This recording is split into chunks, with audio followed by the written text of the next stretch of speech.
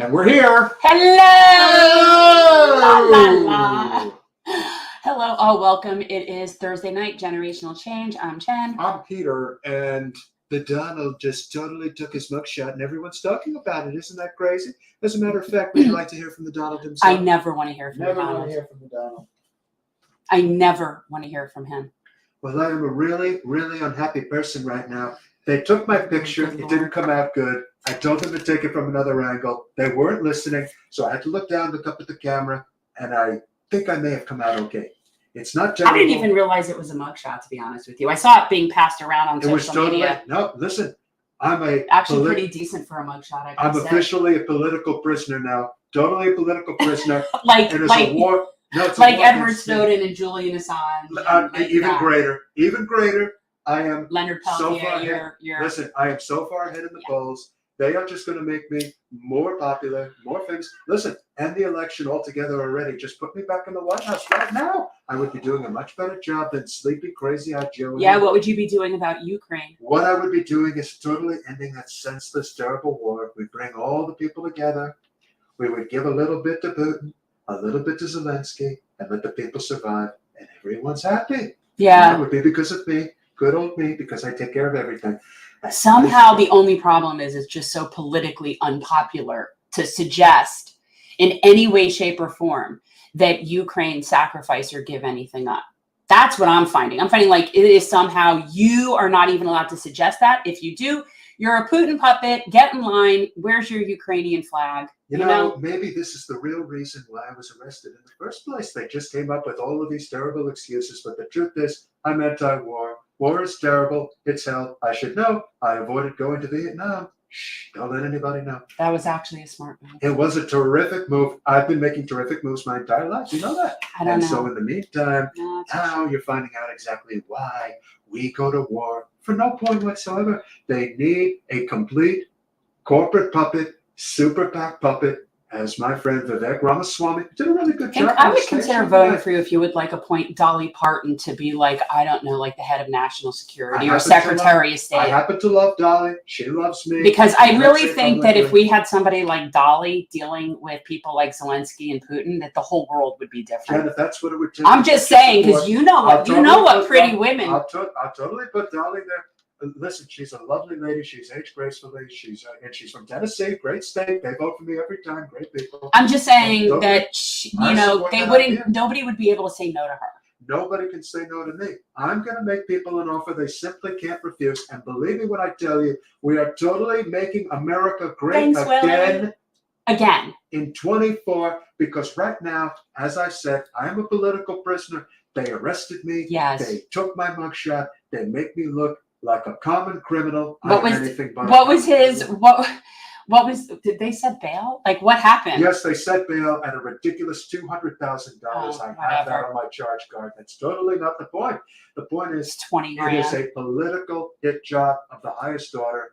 I am a political prisoner, Jen Berlman. You know this. You are of the persecution persuasion. Listen, I did the best I could. I tried to save this country from sinking into a third world abyss, but it didn't happen.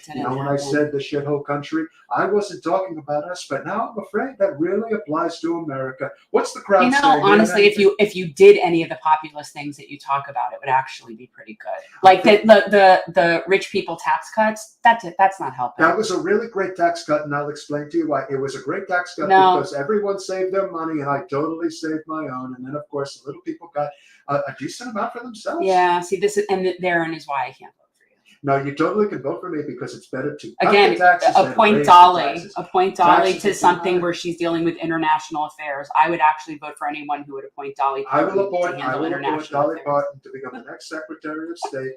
I'm going to appoint Bozo the Clown to be. Okay, see now you're mocking me, I'm being dead serious. I'm mocking you. I like Bozo the Clown. Have you ever been to the Ringling Brothers? Yeah, but clowns. Some people are scared of clowns. I'm not scared of clowns because I already am one. Remember, that's what they say. Yeah. And of course, they really came after me in the worst kind of way. But did you see the numbers? Have you seen? Jen? No, I haven't seen the numbers. You haven't seen the numbers.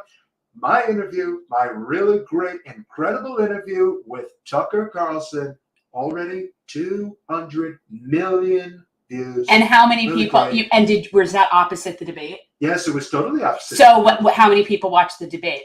Not nearly as many as they watch me and Tucker. That's all that matters. I'm sure not. And that is exactly why we are going to win again and again and again. And that is what we expect to do in 24. But if I have to run from the Fulton County jail cell, then so be it. We can still get the job done. And as I've said, once you get me into the White House, I will pardon myself and get the hell out of Dodge. But we're going to delay the case for as long as we can. They're all out to get me, Jen. This is a political witch hunt. Believe me when I tell you. It is a total witch hunt. And for those of you you know what? I hate that term. I hate that term. Can I say that in general? I hate the term witch hunt. It offends friends of mine. It is a manhunt. It's a manhunt against me, and I am totally a man. Did you see what I put down as my weights and measurements for the mugshot? I said that I was 6'3", which I am, and 215 pounds. And one would ask, how can I weigh 215 pounds? Well, I've been on a diet, taking good care of myself. I don't see that. I'm totally doing that, believe me. I don't see that. I certainly don't have a scale that I can prove that with, but believe me. The problem is that if you stood on the scale, you wouldn't be able to see the number. Well, somebody affirmed to me, they were looking down, Melania was nice enough to take a peek, and she said 215 pounds. Was that with my belly rolling over the, the towel rack? I totally can't say for sure. But the point being, I'm in great shape. We're all in great shape. This is a total manhunt. You don't like witch hunt, so I'll say manhunt. Please. Manhunt against the greatest president of your lifetime. Vivek even said it himself. So believe me when I tell you, Ron DeSanctimonious was terrible. Tim Scott was terrible. Nikki Haley was a really terrible person. There was some guy I didn't even know who he was. Ada, as I said, not Asia, Ada Hutchinson, another terrible person. Oh, is that who that was? But the biggest loser of them all, and he's a loser, and certainly not the biggest loser where it counts, Krispy Kreme Christie, terrible person. He's only on that stage because he's coming after me. I don't know who do you dislike more, him or Pence? Well, Mike Pence, he's a really crazy person. Have you heard him talk? He really, he's a total true believer. He believes in sky angels and all these crazy things that you can't really prove. If anyone's an angel, it's me, not him. And when I say that we are making America great again, without those losers, except for Vivek, he said, I'll see you all soon. As I said, it's brutal. Political prisoner, you're looking at him. Oh my God. I'm going to fly back to Mar-a-Lago now. Actually, no, I'm going to drive back now. We're not that far away, but we've had a wonderful, eventful day. Did you have to forfeit your passport? I totally have a passport. I didn't have to forfeit it. And you know why? Because I paid my dues. That's not why. You should still have to forfeit your passport and or wear an ankle monitor. We may have to take a vacation or two here and there, but we'll see what happens. Hope you were all entertained. I'll see you soon. Yeah, I'd slap an ankle monitor on that puppy. So of course he's. So really, he had a $200,000 bail. Like that was real. And okay. Well, that's nothing to him. So that's just like a formality. So now, I mean, was she able to, the judge, my understanding was she wanted to schedule the trial for like May. Yeah, she's trying to get this thing done as soon as possible. But the other intent of some of these groups is to try and get the trial going during the course of the primary or even the general election. It's not going to matter. It might not. But as we've often said, this is really only helping him. This is not hurting him. No. Well, anybody who supports him now, no more that you add on it is going to change that. Like you're not making it. Nobody's position on Trump is going to change from this point on. You can keep putting pundits and talking heads on TV. You can keep questioning people about if he gets convicted, will you support? You can keep doing that. Doesn't matter. None of that is affecting his popularity at all because it's not making anybody that dislikes him like him, and it's not making anybody who likes him dislike him. So it's a wash. That's also case in point about the post that we just put out on Instagram and Facebook not too long ago, is if it would be one thing if the point in question was, are you prosecuting everyone who is in federal government to the fullest extent of the law, that they are breaking laws? And as we know, the overwhelming majority of our elected officials, including our representative, breaks the law.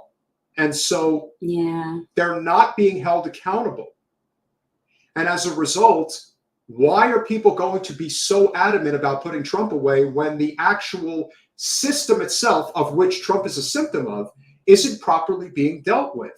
You're putting it's all about making people feel better, and frankly, it's about a significant portion of the Democratic Party liberal base that has a hard-on for this and really wants, they give their money towards it. They want to see it done. Fixated. And look, it's still that Trump derangement syndrome. Again, not a fan, don't like him, didn't vote for him, don't plan on voting for him. But to sort of, they look at him like as if only we could get rid of him and everything will go back to normal. And if only Hillary had won and everything would be normal. And that is a very comfortable position to be in, to feel that way, to me. And it's so ironic because so many people that say things like that say how privileged we must be to be willing to vote for a spoiler candidate. It's precisely because we think the system's already spoiled. It's already spoiled. So there's nobody spoiling anything. That's the same. It's the same people. They're fixated like as if you just get rid of Trump, we could just go back to everything being perfectly fine. Yeah, you're right. And it's just, and it's so absurd. And these are also people that they truly believe, even to the person doing the interview that was put up about Cornel West, the one where she specifically called him out about the spoiler question yet again.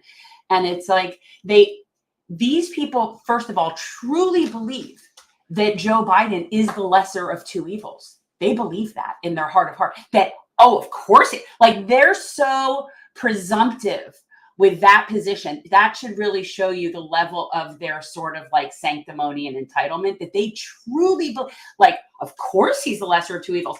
And that doesn't even account for the fact that anytime they bring up Nader or Jill or any of the people, when we already know factually speaking that those numbers did not impact either of those elections, and yet they still keep bringing them up. It's sort of like the same people that kept bringing up Iraq when we would talk about 9/11, even after it was shown that they had nothing to do with 9/11. These are these same people. Every time someone makes that argument about the Nader or Stein or whoever it was, I don't know, you're wrong. And those people would not have voted for the person that you think is the lesser of two evils. So I don't know. I just find the whole thing very frustrating. So we're waiting on our guests. I will send the link again. The problem, of course, is when somebody says, how could you possibly say that Joe Biden is not the lesser of two evils when it comes to Donald Trump? The reality is, and you're seeing it right now, whether it's a foreign policy, domestic policy, all of the things that happened under the course of the Biden administration, which again, if you were to go through a line item of all the things that have gone on, it is clearly in the very negative range as a president. People go back to sleep. When Trump was president, all of a sudden, everyone cared about every single thing that was going on. And now that, and this is where corporate media plays a huge role in this, is not covering all the atrocities that have gone on under Biden's watch. Because you're worried about Trump. Trump is a trigger point for a lot. I know. And in the meantime, I say it all the time, if I were to write down their achievements, the things that they did in their time in office, and I didn't put the name on it, and I said to most of the neolibs, well, who would you vote for? They'd probably pick Trump and not even realize that's who they were picking, because they really don't know. They don't really know. They know talking points. They know the few bits of policy that, MSNBC will put out as important. I figured out what the problem is, so keep going. Okay, right. I didn't know we were having a problem. We are. So those people with the talking points, that's not that. It's first of all, it's not going to work. But I'm so bored of it, and honestly, I feel like Cornel West. He's so gracious every time somebody says it, because it's just so frustrating that these people are just factually lying when they say that those candidates interfered. Yeah. And so even if I take the thing off the table where we're presuming that Joe Biden is a lesser, we're presuming that somehow Cornel West and other people that are not in the Democratic Party somehow are under some obligation to make sure that Joe wins. When people ask him, why didn't you run as a Democrat? Because he isn't one. Because they don't stand for any of the policies that he cares about. That's why. That's why he wouldn't run as him. And the fact that they totally screwed over Bernie and he had a front row seat to it twice. If that wouldn't have convinced him, I would just go with the fact that he probably disagrees with them on every single thing that they stand for. Colin, check the private link, private chat, please. So that's why he's not running as a Democrat, because there's no point. Yeah, I agree. It's, I mean, right now we're just dealing with a really big problem. With people just kind of thinking that if we just deal with Trump, if we just put him away, that things are going to be fine. And that's the misnomer of people who really don't understand how all this works. And things are not fine. They're not. They're really bad. They're really bad. The more you come after him without addressing the systemic problem in this country, the more people are going to demand that he gets back into the White House. It's not helping. Like, do you not realize what you're doing? And it's not even a question of the people in power. We know that this is what they want because Trump is a cash cow. That's they are so desperate to have him around because they know what a ratings bonanza he represents. And the Democrats fundraise like crazy off of him. Yeah, they do. So they love it. Again, I truly believe that the Democrats that are in positions of real power, they don't want to be the majority party. They don't really care if the Democrats win. It's a money train for them either way. It doesn't matter. And actually, I think that then they get this illusion of fighting because they don't really have to do anything and they don't get called out on stuff and everything can literally be blamed on the majority party. So I actually think that the Democrats at the top of the food chain like it this way.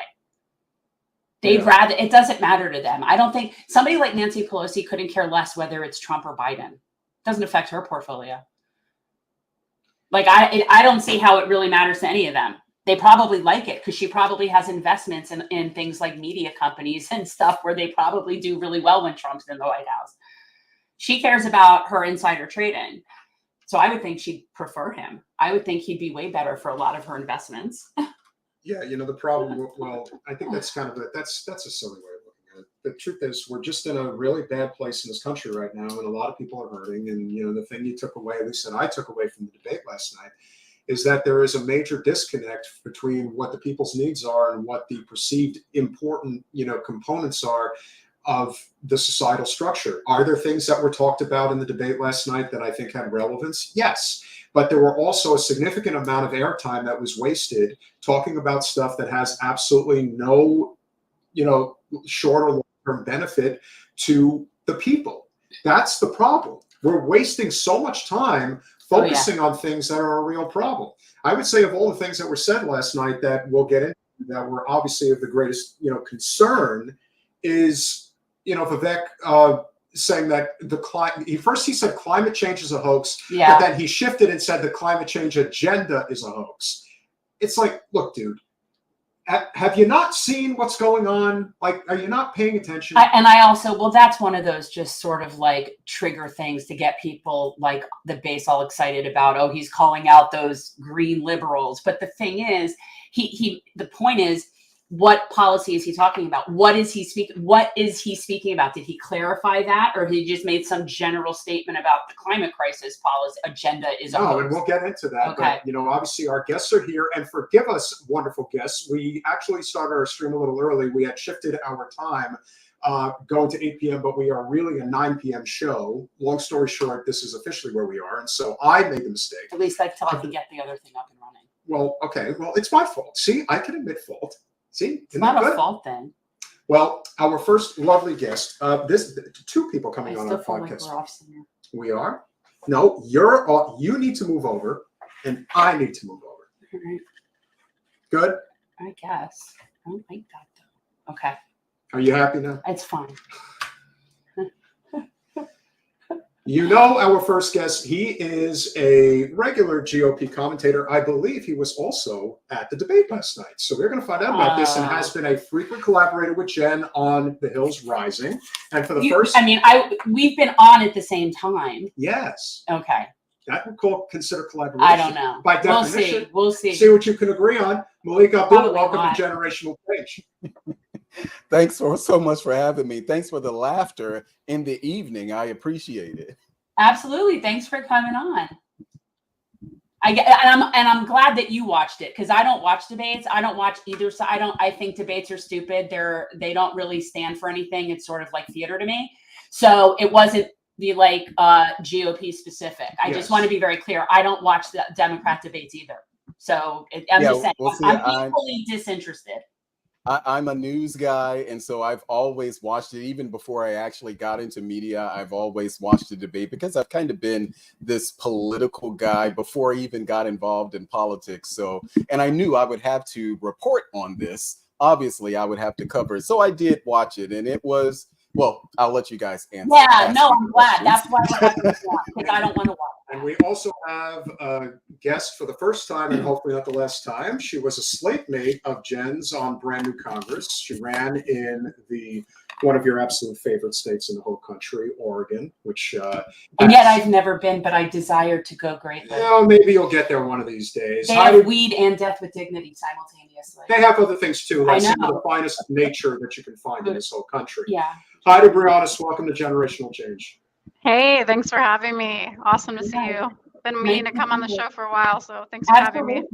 Welcome. Did you watch the debate? Of course I did. Okay, yeah, good, I watched the debate and Trump and Tucker at the same time because, you know, ADHD, and I just had to get it all in, and it was interesting. The debate won me over. I mean, it was more entertaining, and then I had to watch the Trump interview today. But yeah, it was fun. Don't ever say that again. I'm the most entertaining person you're ever going to see. Okay, so I'll just say, and what I said very early on in our show was the only real person that I saw talking about it was journalist John Nichols. He was on Democracy Now! And he basically said that it looked like a fight at the kids' table, comparing the group of people at the debate that based on their poll numbers compared to Trump's. Like, it was the people fighting at the kiddie table. So I'm curious how you guys feel about that. You know, like, I mean, I'm curious, and especially from a right or a Republican point of view. Well, I don't know. Am I jumping in? Should I jump in? I think you're the Republican point of view. You're the Republican. Okay. Just wanted to make sure.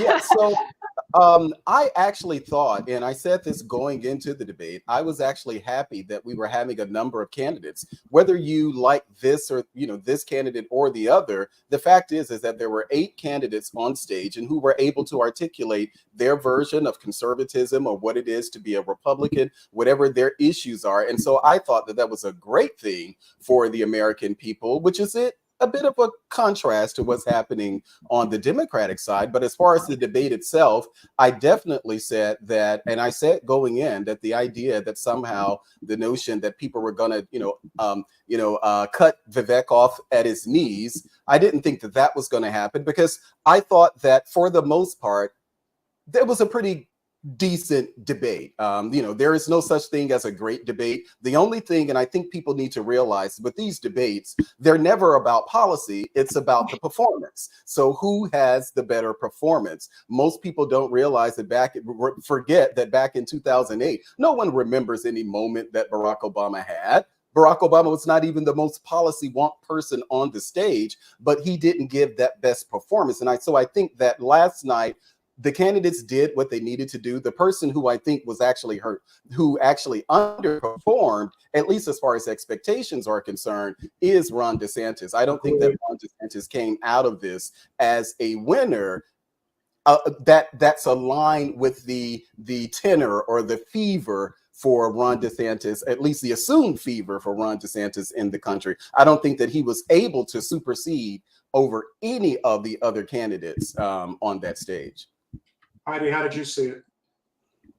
Look, I think Vivek Ramaswamy had an amazing performance for a first-time, candidate. He's the first millennial to run as a Republican, and I think that really, shined through, especially some of his back and forth with Pence, who's clearly a boomer. You know, is a very boomer millennial, over the Thanksgiving dinner table kind of, argument where he's like, "Hey, no, we're in like a serious dark time," and Pence is like, "No way, we just need better government," and he's like, "I don't even know what that means, buddy."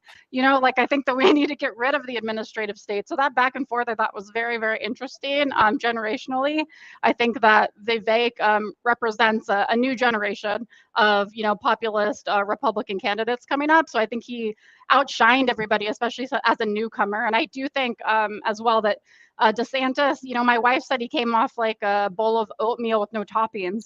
Like it's like it's like nutritious for you. It's kind of good for you, but like it's not exciting, it's not tasty. Like you're not into it, and that's kind of the way I felt. I mean, I think he shines when he talks about things like COVID policy, that really riles up the base. And when he talks about things he's done, but guess what? The national stage is not, the state stage. It's not going to work the same in Florida as it's going to work in the national stage. He needs to talk about real issues that appeal to the entire country. And I think Vivek did a better job of that. And if we're comparing those two, I would say Vivek did win that debate. Yeah. I mean, I can see that just in general, even though I didn't watch it. The couple of clips I did see, I'm curious what you guys' take was on Melik, specifically on Nikki Haley. She came off she's very hawkish, but she definitely, I saw an exchange. This was a clip that I watched other people talking about. It was a clip between her and Vivek. And it was like a back and forth, and she came off, I thought, not looking good. But I'm just curious from your point of view, like where did she start out on the meter in the first place, Melik? Where did she start out when you went in there in terms of where you placed her, and where is she now? Well, I thought that Nikki Haley would have a good night, and I thought that would be the case for the challenge is that there are a field of people who, like I said, who were very articulate. So it was very hard. The moments that you had in the debate, it wasn't about policy; it was about the theater of the debate. So Vivek, putting up his finger with Ron DeSantis, insinuating that he was a weather vane, or the back and forth, the comments about Vivek saying that, give me a hug. Do you want to give me a hug? Those weren't substantive moments, but it made for great TV. And the same way that Kamala Harris, it made for great TV for Kamala Harris to say, I was that little girl. Well, there was no follow-up to that. There was no policy attached to it, but it made for great TV. For me personally, I actually thought that Vivek, I had a different opinion of him leaving the debate than I did going in. I was not impressed with him because he really seemed to me that he was the perfect Hollywood, if you had a casting call, it would actually be Vivek Ramaswamy. And I was not impressed with him at all, but I thought Nikki Haley did fine. I thought she comported herself well. She's a neocon. That's what she is. And I thought that she did. I thought she did what she needed to do. And especially as a woman, the only woman on the stage, I thought that she actually did well on a stage full of men, and she didn't pull any punches. She was very aggressive. And I thought that was very good for us to see in the country, but particularly in the Republican Party, to have such strong women representing it. So I thought she did fine. I feel like we were just talking about this, like, what is it about some of the women that get in these positions that they're so hawkish? It's like, it's not really representative. Like if you were to put, like the feminine, the masculine, and put it on a spectrum, I would not say that those are traditionally, women that we would think of, but yet it's almost like they're overcompensating. It's like, I'll show you how hawkish I can be. Like I think of Hillary Clinton this way, and a lot of people, and I feel like it is this total overcompensation. So I'm not a fan.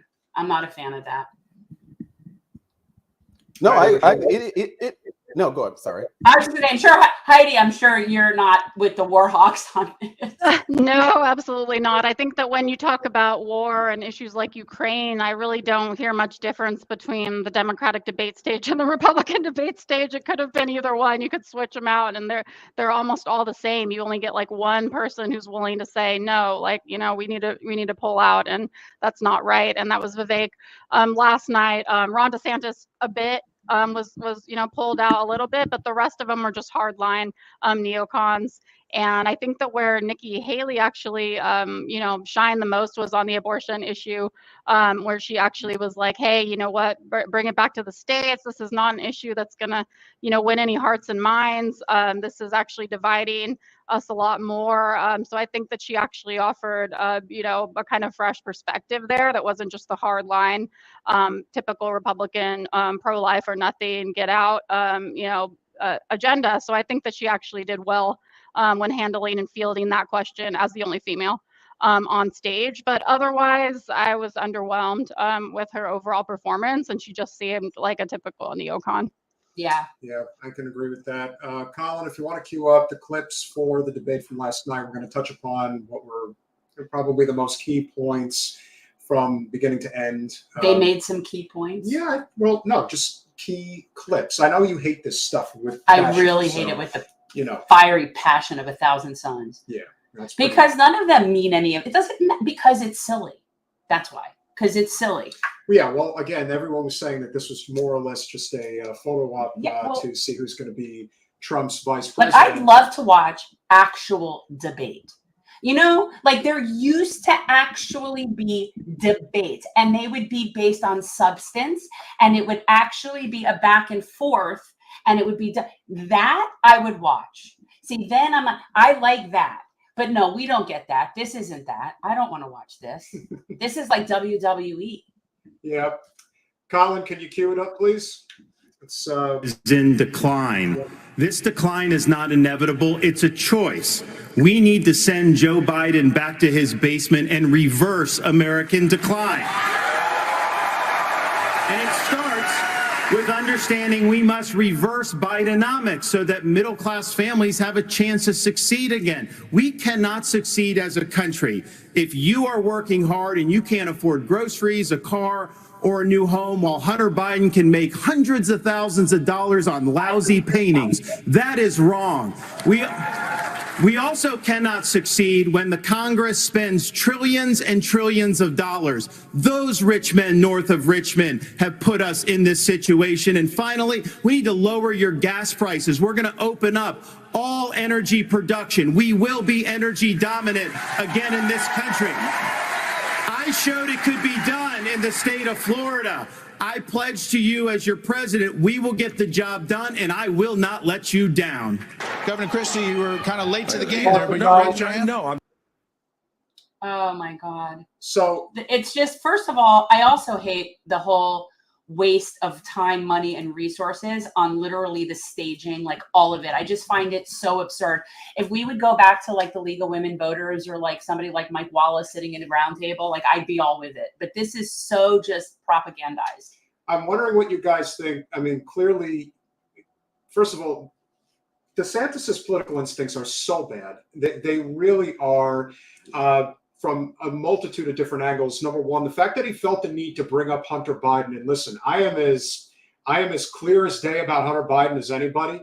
He absolutely is the Fredo of that family. He just goes ahead and, you know, basically does what he's told when it comes to these very, very crooked operations. A very useful idiot. Very much so. But the fact that he thought that that was an appropriate place to slip him in. Right. And then he mentions is it, how do I say it again? Rich men north of Richmond. That's right. He's like trying to be quippy and sharp, and he's coming off as anything but that. He's not coming. He's coming off like Jeb Bush. That's what he's coming off. Yeah, please clap. Yeah, please clap. Thoughts, guys? Well, I actually agree with that. The challenge that Ron DeSantis has is that he has never been able to live up to the hype, much of which was centered around COVID. There are a number of things that Ron DeSantis has done that sort of a flop announcement back in June, and 2 months within, he was already replacing his campaign manager. He was firing a third of his staff. So Ron DeSantis has never been able to live up to those expectations. I don't have a problem with the north of Richmond reference. I mean, he was speaking to a Republican audience. So I think that that's great for the audience. I think actually the clip that you played was one of Ron DeSantis's better clips, even though I didn't think that he was the best in the debate. I thought that he did well, but it wasn't enough to distinguish himself from anyone, let alone Donald Trump. And that's the problem that all of them have, distinguishing themselves from Donald Trump in a way. And I think probably the person coming out of that, for me, looking at it, I would probably say that person actually is Nikki Haley, who at least distinguished herself on the stage. But I don't think any of the candidates, I don't think any of them had a superior night. I'm just much more disappointed in actually Vivek and Tim Scott. I'm very disappointed in both of them. Interesting. Heidi, your thoughts? Yeah, interesting. I mean, I think that DeSantis, he doesn't have the instincts, as you mentioned, for the national stage. I think that he's a good governor and he should finish the job in Florida. If he's so good, what are you doing out here running? To me, it really takes away from the message of you doing the job well when you're literally not doing the job because you're out campaigning. To me, I think that immediately takes away from everything that you're saying about how you're so good of a governor if you're out here, running for president, while you're supposed to be finishing the job as governor in Florida. So that's one thing that just rubs me the wrong way about him. And look, I feel like the Republican field is really divided into like thirds. You have like a third is like hardcore Trump. That's it. Yeah. There's no other way about it. You have another third that could be swayed. They're kind of like, I don't know, I'm open. And then you have this other part that's maybe less than a third, probably not a whole third, but they're like hardcore DeSantis, and that's kind of like where they're going from. So I don't think that this debate will really change a whole lot of that. And what I think Vivek is really trying to do is reach that kind of I'm not sure portion without alienating the hardcore Trumpers. And that's really the field he's kind of playing, because in case something happens with Trump and he's not in the field, then he can kind of, take that over, or he can be a VP. Like a lot of people are saying, this is really a VP kind of interview. So, I think that DeSantis has this little, this section that's decent, maybe like 20% or so of like people that are willing to go with DeSantis, but he's going to lose those people, I think, very quickly as we continue on in the race, if he doesn't really present any kind of positive vision. Like you said, he's talking about Hunter Biden. He's talking about, that's not really what people want to hear. They want to hear like, let's move on from Trump. Let's move on from Biden. If you want something different than Trump, then you want to hear what's that positive vision that we're going to put forward. And I don't really see that coming from Ron. It's just really kind of more of the same. Yeah. And can I just say something quickly, if I just quickly about Vivek? So I am, and I've announced I'm supporting Donald Trump. I voted for him in 2016. I voted for him in 2020. I plan to vote for him in 2024. In a perfect world, my candidate would be Tim Scott. I would love for Tim Scott to be president. If not, it would be Donald Trump's VP. But Vivek, I am a hardcore Donald Trump supporter, and Vivek turned me off with I think he was over the top in his support of Donald Trump. It was as if he was literally trying to audition for the VP slot. And that was just too obvious. When I say straight from central casting, it was that with the perfectly white teeth and all of this. He was perfect. Hair was perfect. All of that was great, but he was too over the top in this support for Donald Trump. I don't like politicians like that, and I certainly wouldn't consider voting for someone for president who is just so over the top in their support for really any politician. To me, that's just like, ew. It's a little bit suck up. It's a little much. We get it. You like him, right? Yeah. I think you're right. I think this was really an audition for vice president for him.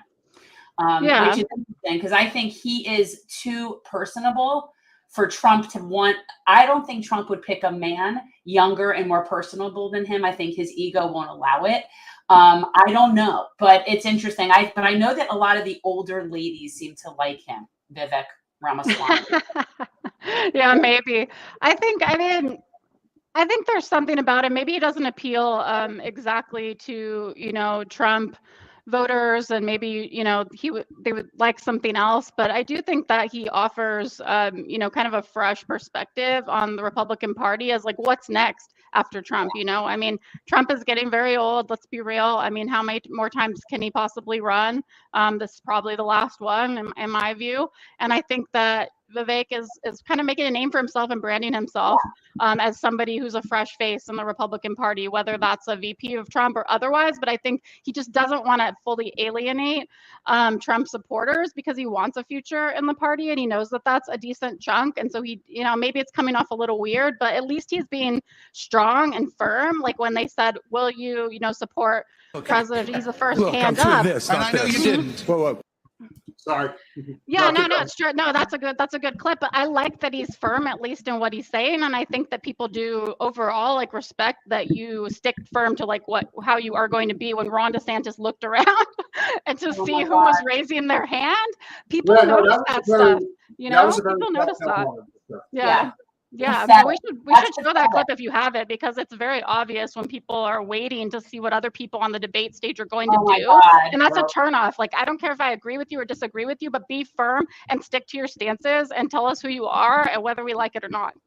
I agree. You know, I'm from the state of New Jersey, and Chris Christie was my governor.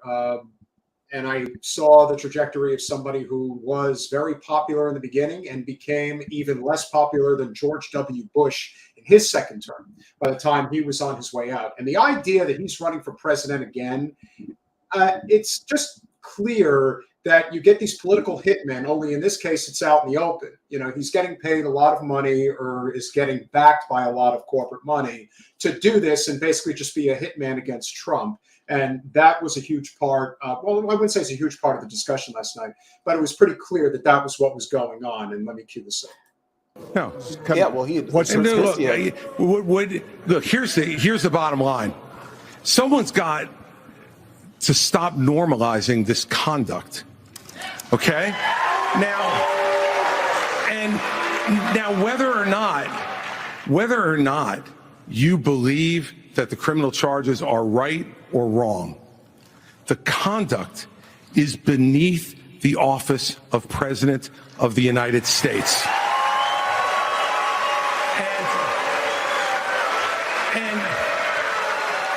And you know, this is the great thing about this country. Booing is allowed, but it doesn't change the truth. It doesn't change the truth. Mr. Ramaswamy, you raised your hand supporting. No, I'd like to get in and respond. Let's just speak the truth, okay? President Trump, I believe, was the best president of the 21st century. It's a fact. And Chris Christie, honest to God, your claim that Donald Trump is motivated by vengeance and grievance would be a lot more credible if your entire campaign were not based on vengeance and grievance against one man. And if people at home want to see a bunch of people blindly bashing Donald Trump without an iota of vision for this country, they could just change the channel to MSNBC right now. But I'm not running for president of MSNBC. I am running for president of the United States. We're skating on thin ice, and we cannot set a precedent where the party in power uses police force to indict its political opponents. It is wrong. We have to end the weaponization of justice in this country. 30 seconds, Governor DeSantis. Well, you know, let me tell you No, I'm sorry. 30 seconds, Governor You Christie. make me laugh because It goes both ways, brother. you sit here in an answer right. Hold on one second. No, I didn't raise a hand. Let us be honest as Republicans. I'm the only person on the stage who isn't bought and paid for, so I can say this. The climate change agenda is a hoax. The climate change agenda is a hoax. Thank you. So, okay, we will get to the climate change in a moment, and I don't know where you guys stand on that, but I have a very strong opinion about that particular issue. But the one thing you see in this particular argument here is clearly the job that Christie was brought in to do, and from my perspective, pretty clear the job that Vivek was brought in to do. He's basically there to be Trump's guard dog. That's what it feels like to me. Well, that's what it was. I mean, I don't think that was pretty clear. And again, as someone who supports Donald Trump, and when I say supports Donald Trump was the first Republican I ever voted for in my life in 2016. So I support that. In fact, I voted in elections more than Vivek has in his entire life, because we know that he just recently started voting for president. Right. But the problem, again, what you heard, yes, Chris Christie was doing, he actually articulated before the debate that he was going to prosecute the case against Donald Trump. That wasn't a surprise to me. So it wasn't surprised that he was being an attack dog. Clearly, there are people who are funding his campaign who know that he's there for that purpose. And I agree, Vivek seemed to have been there to be Donald Trump's guard dog. But when you say Vivek, which is why every time I think about it, the notion that somehow Vivek is saying Donald Trump is the best president in the 21st century, then why are you running? If you think that he's the best president, then why are you running? See, he didn't think that through. The central casting, he didn't think the script actually through, because it doesn't make sense for you to run. What you should be doing is actually backing the person whom you say is the best president in the 21st century. That's what you should have done. But it's just, it's it's a terrible thing for me because I was expecting more out of Vivek, but I just think that he's more of an empty suit, someone who goes around saying that he wants to ban the Department of Interior, ban the Department of Education, ban the FBI. Those are all red meat talking points. And as you heard, the audience ate it up. But how are you going to do that? If you say you're going to cut off funding to Ukraine, what are you going to do? If Congress sends you a bill, are you saying that as president of the United States, what you will do, you will veto that funding? No, you won't. But it sounded good on TV. Yeah, you question the sincerity of that. He does sort of seem like, I don't know, it's like the Republican version of who would you say, like where it's just put in there to look good, just be the young person. Somebody needs to, but I also do think that Heidi's right in terms of early name recognition, looking forward another 4 years from now. That's the strategic plan. Like I could see that he knows I might not win this, but if I suck up really good, if I get in with the right people, then I could sort of put myself in this party in a good position myself for next time. So he kind of has to play it like he has to be a strong candidate, but he also has to make it clear to the Trump people that he's with them too. So he's definitely walking a very fine line. Yeah.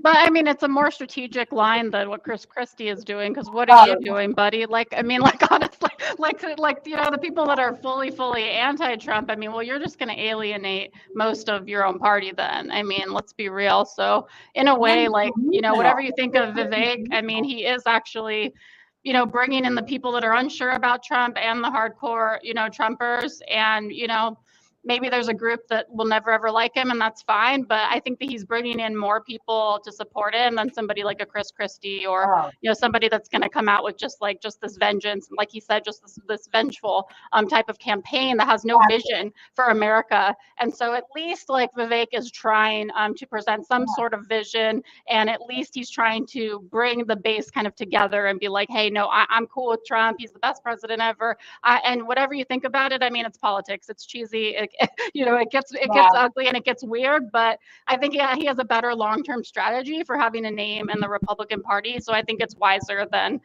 what other people are doing, which is just attacking Trump on the other end. Yeah, I mean, he at least is bringing something new to the party, literally and figuratively, right? Like he's actually bringing a new face, a fresh, whatever it is, like something new ideas, like something. We know that no one likes him. It's like he knows that, like he's not stupid, so he knows his numbers. Like they know that. So yeah, he's literally like, what is the point of that? What are you doing? Yeah, what are you actually doing? It's obnoxious. And for our friend Carpe Diem in the chat, yes, if you want to talk about policy, Chris Christie is one of the biggest austerity hawks in all of politics. This is a guy who is adamant about cutting Social Security and Medicare. A lot. And this is a guy, because you have such a fixation on Donald Trump, because he goes up there and says mean things to Donald Trump, that all of a sudden he should be on the debate stage.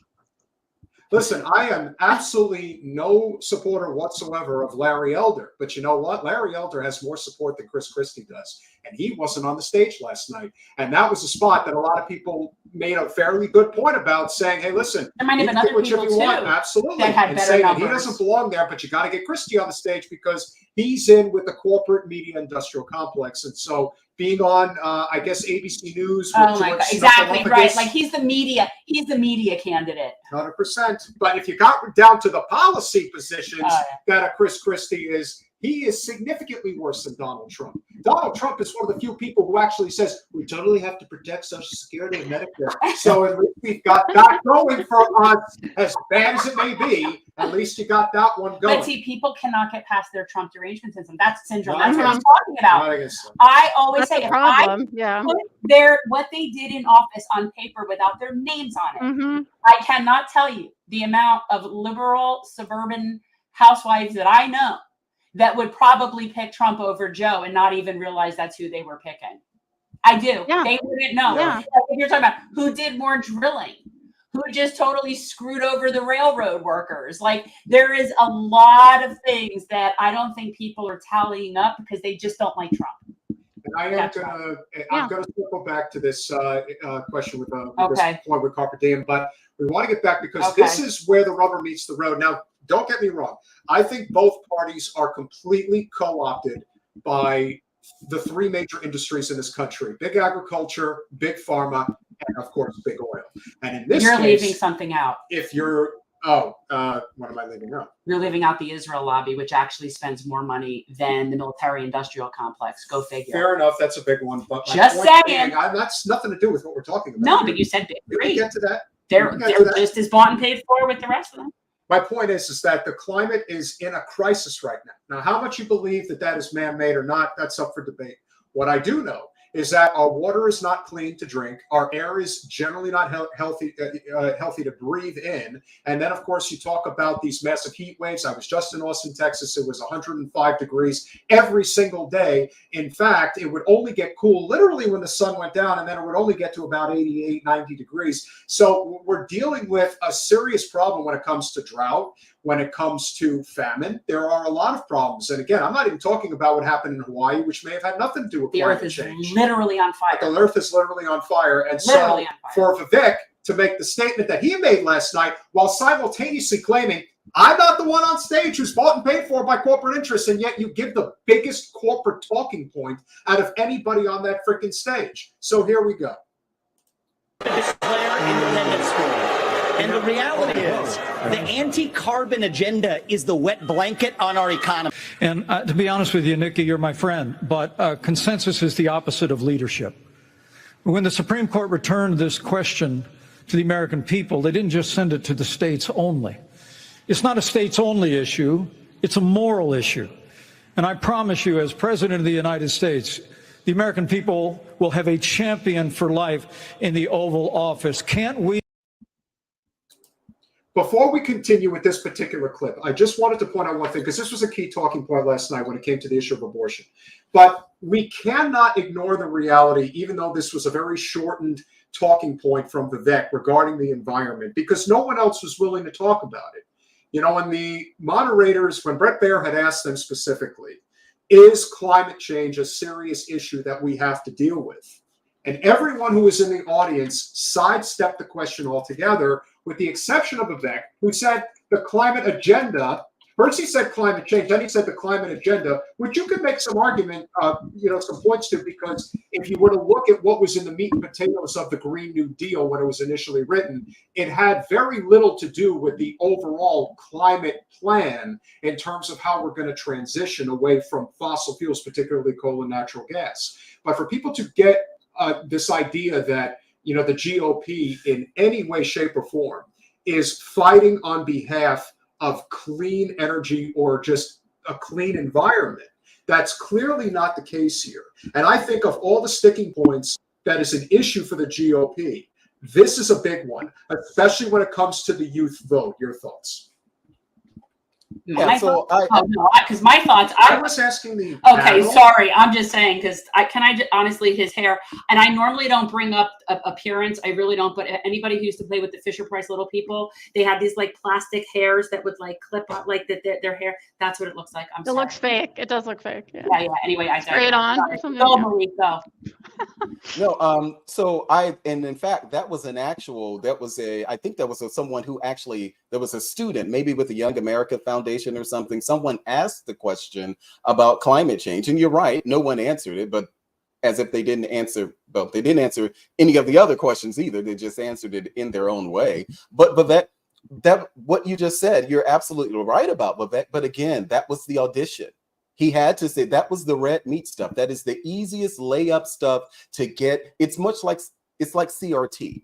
It's like saying woke. Right. It's the easiest way to get applause in a right-leaning audience. It just is. But it's also empty. If you asked him to actually talk about it, unpack it, he probably could razzle and dazzle you on stage, but it wouldn't be a substantive response. I think that they should have asked about it, and what they should have done, even someone like a Mike Pence, but maybe he didn't even know, and Tim Scott didn't either, but they could have talked about the work that the Trump administration was doing around clean energy, whether that was the consortium of schools that they started with HBCUs to make them either competitive for grants to actually invest in renewable energy, or those type of grants that they've given on the campuses all across the country. They could have talked about the stuff that Republicans are doing, but they're so because climate change, it's like the third rail. You can't say anything that may appear to be in support of doing anything for the environment, doing anything for this issue of climate change. And so you have a Vivek able to rise above like the phoenix because he gave the red meat on the issue of climate change, saying that it was a hoax. And you're right, he said it was a hoax at first, and then he moved it to agenda because he's just that agile. But that's also why I don't trust him. Yeah, that's interesting. So from a Republican perspective, what is the thoughts about climate crisis? Because clearly you acknowledge we're having a crisis, like regardless of the thoughts of how to fix it and who caused it, we're having it. Yeah, and I think that that's something that Republicans can actually have a conversation about. But I think the strategy, if it were me advising Republicans, the way that you can talk about that is exactly what I just said. Talk about the work that governors are doing, talk about the work that localities are doing, as opposed to the Republican Party itself. People would be surprised that they live in some of these red states that are investing in like renewable energies and stuff like that. They would be surprised to know that. But we need to find a way to talk about it, much like we need to find a way to talk about the abortion and many of these other kind of wedge issues. We need to find a better way of talking about it. But this idea that we can refuse to engage on it at all and willing to risk for a generation or two, just more of the youth vote, more when it comes to things like diversity, we need to move forward. And I think we need to have candidates who can get it there. And that's why I said, for me, that person would be Tim Scott, but didn't show up last night. Yeah, unfortunately, he had, like Vivek overdid it last night. Tim Scott had the opposite effect. He was much more reserved because he had a lot of stage fright. And that happened, especially for a first time. Second debate will probably be different. But, from an environmental perspective, and again, there's a lot to be discussed here for those of you who haven't read the book, Bright Green Wise.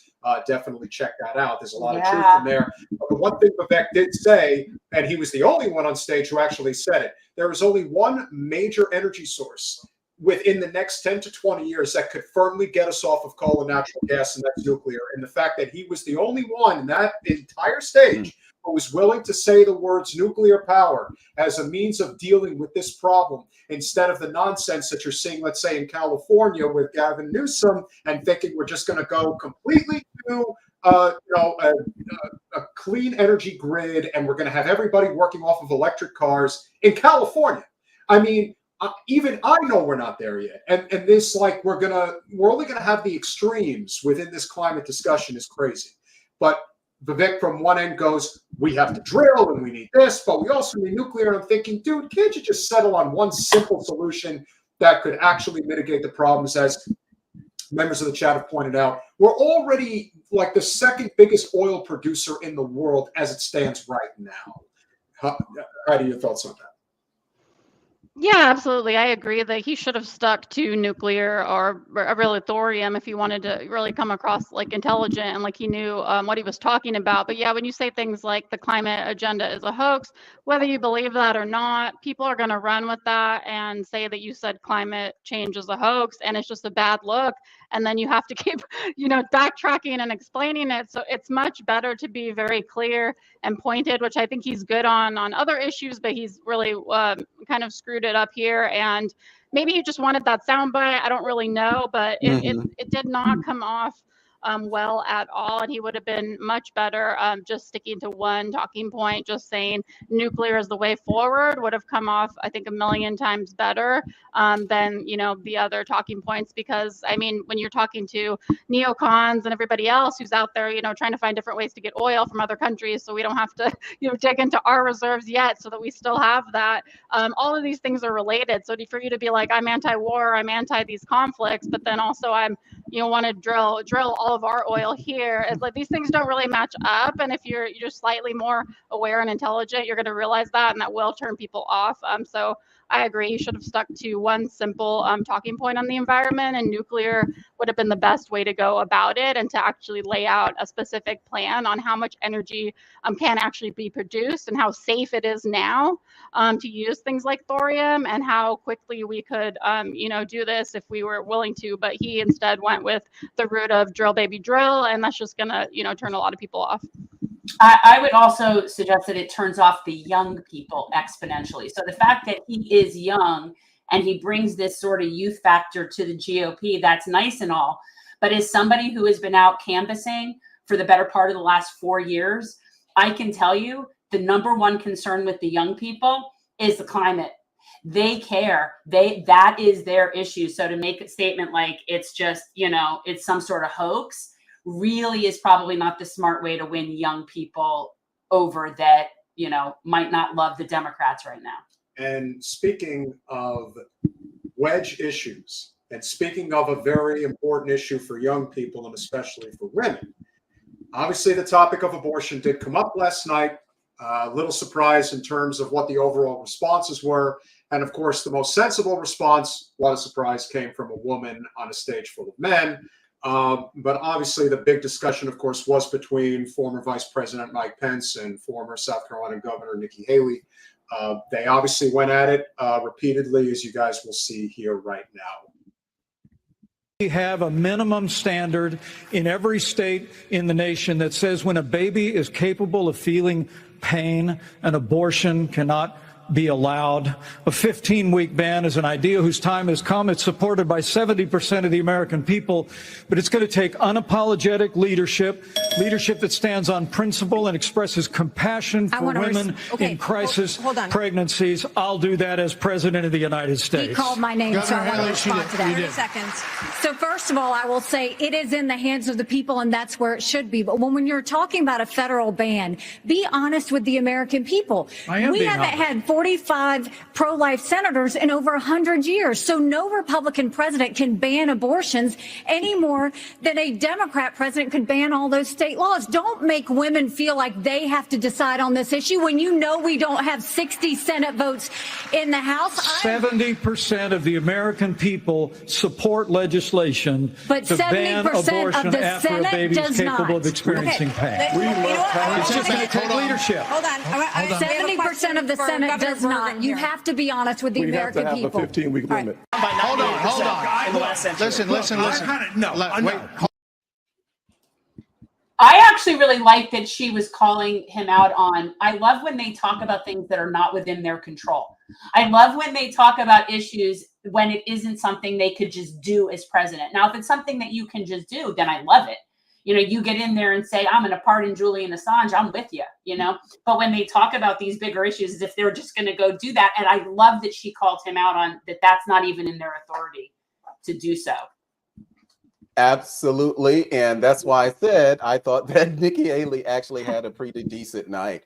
She's right in her position on that, because and this is why Republicans need to find a way to talk about this. And this is why I thought that it was really great for the Republicans. What you saw, Pence is when it comes to pro-life, he wants a federal ban, like a total ban on abortion across the board. But there are people who are more moderate when it comes to abortion, like a Nikki Haley. And the point that she was making is that we've been saying all along that we want to send it back to the states. And now that we're sending it back to the states, we're now saying that we want a federal ban on abortion. It's not working out the way they thought it would.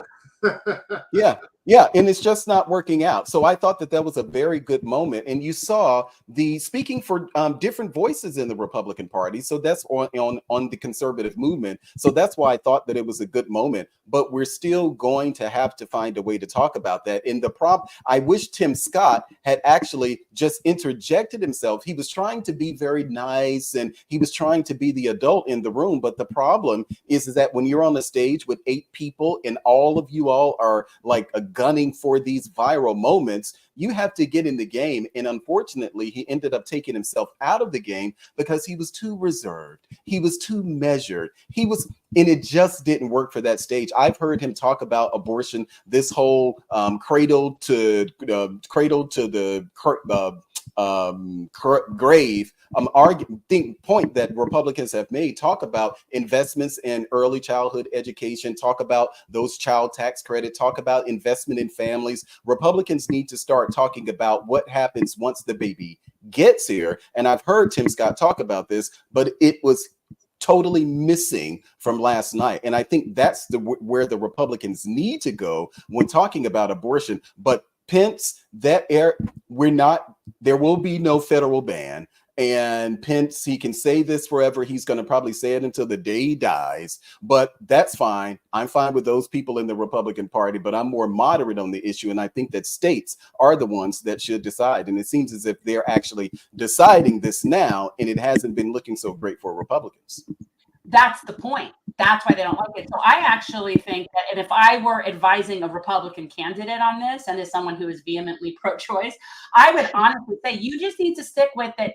You're content that Roe versus Wade was overturned. You believe this should be left to the states, and that you should just flat out say, I don't support a federal ban because I already have come out saying I think this should be a state issue. So how can I say this should be a state issue and now I'm supporting a federal ban? And then you're completely consistent without completely pissing off people that do support a woman's right to choose in your party. And so to me, any of them that take any other position, you're just inviting a problem that you don't even need to have. And so he just proves that he really is just a religious zealot. The fact that he really is seeking that, and good, let people see that because it's not popular.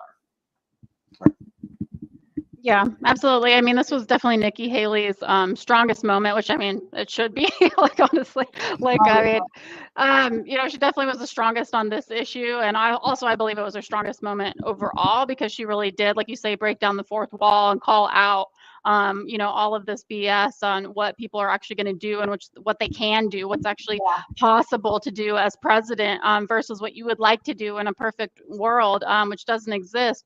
And I do believe that the Republican Party is going more moderate on this issue and realizing that this is not a winning political issue. And it's also honestly not really even a political issue. It's such a personal issue that it needs to be, I think, you know, removed from the discussion as far as like a black and white type of thing. So let's bring it back to the states or make it local is a very good talking point for Republicans to be more moderate on abortion. Will win a lot of independents over, you know, may even win some moderate Democrats over to the Republican side, because that is one issue where a lot of Democrats are not willing to budge. If they're staunchly pro-choice and they're staunchly pro-life on the Republican Party, these single issues are not going to win anybody over. So I do think that she did great there. And I love that the Republican Party is actually going more moderate on this issue overall. And I do believe that the staunch pro-life sect of the Republican Party is dying, and Pence is, you know, one of those dinosaurs that is going out of style.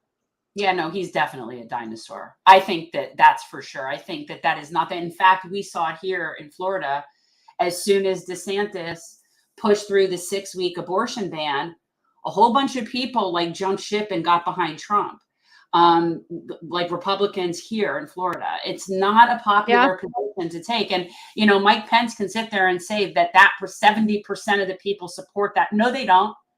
No, they don't. You could phrase a lot of surveys a lot of different ways to get the answer you want, but no, they don't. And that's where Governor Burnham was actually correct, Governor of North Dakota. He made a very good point. He said, listen, in the state of North Dakota, probably 70% of the population is pro-life and would be for a full ban. But you can't pull that in New York. You can't pull that in Illinois. You can't pull that in California. For our little state of, you know, several 100,000 people, that'll work for us. But for the fact that it took a guy like DeSantis to do it in the third most populous state in the country, for a guy who we both thought up until that moment was tracking for the White House in 24. That was it. He literally threw away his presidential aspirations with that move completely. The 6-week abortion ban is a bridge too far. It really was for a lot of people, yeah. And Trump has come out basically as pro-choice. I mean, and that has won over, I think, a lot of people. Well, he pretty much has. I mean, like, honestly, like, he has not said that he's pro-life, and he's been very, you know, he's danced around the issue a bit. But for a Republican, though, I mean, the things that he said is basically he's a pro-choice Republican without him saying that. I mean, I believe that Trump has been pro-choice. I mean, Trump was a Democrat, you know, before. I don't think he's ever been staunchly pro-life. I think that that's why he picked Pence to win the pro-life vote in the general, and that's exactly why he picked him as his running mate. But I do not believe that is how Trump really feels. And when he's pushed on the issue, you can tell that deep down he's pro-choice, and he's he's at least very moderate on the issue, and at least like a states' rights person, if not staunchly pro-choice on the issue. And I think that is winning over people from DeSantis, because he is staunchly pro-life. This is why when people talk about Trump versus Biden again, I'm like, if you think for 1 second that Trump can't and most likely won't beat Biden if they face each other again, I don't know what you're looking at. Because if there's one thing Trump is very good at is moving where the political winds need to move. And in his case, if you just look at the interview that he did with Tucker Carlson, he's got a very anti-war message going there. And that is where the country is. And that's frankly where he's normally been. And then the same thing when it comes to the issue of abortion. He has said, and I quote, just put it back to the states. He probably knew, as internal polling had suggested, that if you do put it back to the states and they have an opportunity, the only state that didn't allow the people to have a stay, what a shock. Mike Pence's home state of Indiana did not allow the people to actually have a vote. They put it to the state legislature, and they decided to make it a full abortion ban. But you look at any of these other states, Kentucky, Montana, Ohio, Kansas, all red states, and they overwhelmingly voted in favor of protecting a woman's right to choose. So I think that the smoke signal has been sent out, and that is why when Trump ultimately picks his VP, it is going to be a much more moderate choice than the one that Mike Pence was in 2016, which, as I'm sure you both would agree, he was looking to shore up that evangelical vote, and he certainly did that, but he's learning that there is a huge shift that has happened, and he doesn't have to placate to that voting demographic. But obviously there were other moments in the night, as we saw, so we will play them now, and we will comment. Hold on. I've had enough already tonight of a guy who sounds like ChatGPT standing up here. And the last person in one of these debates, Brett, who stood in the middle of the stage and said, "What's a skinny guy with an odd last name doing up here?" was Barack Obama, and I'm afraid we're dealing with the same type of amateur standing on stage tonight. Come on, give me a hug. Give me a hug just like you did to Obama. The same type of amateur. It's not a territorial dispute President either. of the United States, your first obligation is to defend our country and its people. And that means you're sending all this money, but you're not doing what we need to do to secure our own border. We have tens of thousands of people who are being killed because we're not handling both. And so I am going to declare it a national emergency. I'm not going to send troops to Ukraine, but I am going to send them to our southern border. When these drug pushers are bringing fentanyl across the border, that's going to be the last thing they do. We're going to use force, and we're going to leave them stone cold dead. Anybody that thinks that we can't solve the problems here in the United States and be the leader of the free world has a pretty small view of the greatest nation on earth. That is incorrect. We can do both, Vivek. We've done both. We've been the leader of the free world and the arsenal of democracy for years. The Reagan Doctrine years ago made it clear. We said, if you're willing to fight the communists on your soil, we'll give you the means to fight them there so our troops don't have to fight them. Vivek, if we do the giveaway that you want to give to Putin to give him his land, it's not going to be too long before he rolls across a NATO border, and frankly, our men and women of our armed forces are going to have to go and fight him. I want to let the Ukrainians fight and drive Putin and the Russians back out into Russia. I want to just briefly address Pence. Vice President Pence. I have a newsflash. The USSR does not exist anymore. It fell back in 1990. Did I say the real USSR? threat? You talked about the communists, and the real communists that we have to address right now. Do you not have any idea what Vladimir Putin's aims are? You already spoke. Now I actually have something to say. Vladimir Putin has been saying he wants to reestablish the old Soviet sphere of influence. You've made your point, Vice President. Now, I'm sorry if I insulted him by calling him a communist. He is a dictator and a murderer, and the United States of America needs to stand against authoritarianism. Mr. Ramaswamy, 30 seconds. Respond.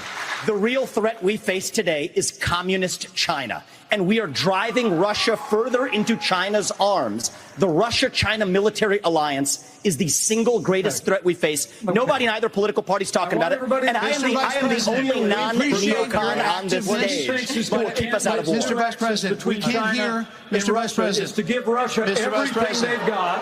Mr. Vice President, give them a promise that Ukraine will never be in NATO, and then somehow China will will not think about taking Taiwan. We achieve peace through strength. Mr. Vice and President. America needs to stand for freedom. Okay, here we go. I think we need to reestablish some ground rules When here, we folks. hear this bell, Yes. that means your time's done. You're done. So, Mr. Vice President, we appreciate your aggressiveness here. 30 seconds is 30 seconds. Mr. Ramaswamy, you were mentioned. You get 30 seconds. So the reality is that today, Ukraine is not a priority for the United States of America. And I think that the same people who took us into the Iraq War, the same people who took us into the Vietnam War, you cannot end it. You cannot start another no-win war. And I do not want to get to the point where we're sending our military resources abroad when we could be better using them here at home to protect our own borders, protect the homeland. All right. That will be my top priority in foreign I policy. think we gave you protect more this than the 30 homeland. seconds in the revive. So Yes, it's important. This is a bigger issue than people want to admit. And you know what? There's enough people that know where this war in Ukraine is headed if we allow it to continue without making our presence felt with saying there has to be a way to broker peace between the two nations. And we know that that's possible. In fact, we were pretty close about a year ago, and we all know why that didn't happen. This is a war for money and profit, like all wars are. We already know what BlackRock is doing, getting themselves set up in Kiev and other places within the country. And anyone who comes on that stage and says, we have to end this war, like Vivek said, and then you see the ones like Nikki Haley, who was not in that clip, but obviously very poignant and forceful as Mike Pence was, that will play to the very affluent and bougie parts of the major political parties who will never, ever have to pick up a weapon in their life to defend a nation. But to the overwhelming majority of people, I think this is a huge issue. And I think if Trump is the nominee and says we have to end the war in Ukraine, and Biden says, no, we have to keep going, that will be the difference in the election, in my opinion. Your thoughts? I hope so. I mean, I think Vivek did really well in this clip, at least, and really made himself stand out as somebody who is the most anti-war Republican on the stage, and running, and has a decent shot at ending this. I think if he were to get into the White House, a totally different topic. But to turn to what Trump said that same night with his interview with Tucker, he explicitly said, like, we need to, end this. And if I were in, it would have never happened. And I believe him because he actually was really good at diplomacy. I mean, he made some really good points in that Tucker interview. And he would have been great at this moment on the stage. I mean, because he did, avoid this conflict happening. I mean, Putin did not invade Ukraine when Trump was in there. And he did meet with, the leaders of North Korea and China. And he was doing actual diplomacy and talking to people, and not just sending weapons and money over to fight a proxy war in another country. So I think that this was a strong moment for Vivek, and DeSantis even had an okay moment, I think, here too, when he said Europe should handle this then if it's their conflict. So I think that this was a strong overall moment for him, and everybody else looked like the same old neocon and then neo-lib talking points on the other side. It's all the same uniparty pro-war stance from everybody else. Yeah, so I actually agree with that. And I think that, and believe it or not, I actually think that there were good moments in that clip, the clip that you played. There were good moments for both Mike Pence and Ramaswamy. And if you listen to the audience, they seem to believe that. Now, Pence at some point was booed because he went to attacking Ramaswamy. But this whole neocon strategy of strength around the world, or strength through diplomacy, or whatever that phrase is, it's a common phrase that we use, and that is the neocon perspective. And so I thought that Pence was able to articulate that, even though I didn't agree with him. Same thing with Vivek. Vivek did articulate what I think a lot of people in the country are feeling, especially when we're talking about the money that we continue to send over to Ukraine. We know right now that Raytheon, Lockheed Martin, and Boeing, and all of these defense contractors are making a a killing, and they're hand over foot because of the money that we're spending, the money that we're sending over there. And I thought that it was a missed opportunity, because this was a perfect opportunity for somebody to actually say, you're talking about a one-liner or, you know, some talking points. They could have easily folded Maui into this discussion about the billions that we continue to send to Ukraine, while the Biden administration is offering $700 to the residents of Maui. That was an opportunity to kind of get in there that I thought that they missed. But I thought that Vivek, he did well in articulating that anti-war position. I'm not convinced that if Vivek became president of the United States, he would do much different than any other Republican. I think he would continue to fund the war. And even with Ron DeSantis actually articulated Donald Trump's position that he continued to say for 4 years about Europe and the rest of the world paying their fair share. That's what he said, that Europe needs to pay their fair share. Oh, okay, they never have. And I don't know what he would do as president of the United States to ensure that they did. Yeah, it's funny you say that, because I had just turned to him when we were listening to Ron DeSantis' spiel about the border and the security. I'm like, that is literally Trump's 2016 playbook. He is literally playing that same song, even though it's clear that that wasn't ideal. It hasn't been done right. And the winds have shifted. Like, Trump recognizes that the winds have shifted on that. He's not harping on that anymore. So it's interesting. Like, DeSantis is still stuck in 2016. And then before we play the last clip of the night, you know, I don't think it was part of this, and I think it happened earlier in the debate, but when DeSantis talked about Fauci and said, when I'm president, I'm going to say to Anthony Fauci, you're fired. And I'm like, oh my God. That's horrible. That was so bad. Oh, that's such a and for him loser. to try to pull that off, it definitely was bad look, Ronnie Boy. Bad look. Final clip. That we secure the border. Very important, as I just said. But China is sending these chemicals to these drug cartels for them to create the fentanyl that is killing hundreds of thousands of our citizens. The Chinese are engaging in an act of war against us, killing our citizens. We better make that priority one in our conversations with China, and to try to straighten that relationship out, because if we don't, we're going to lose more and more of our citizens. I just want to clarify, would you send those people back? Of course.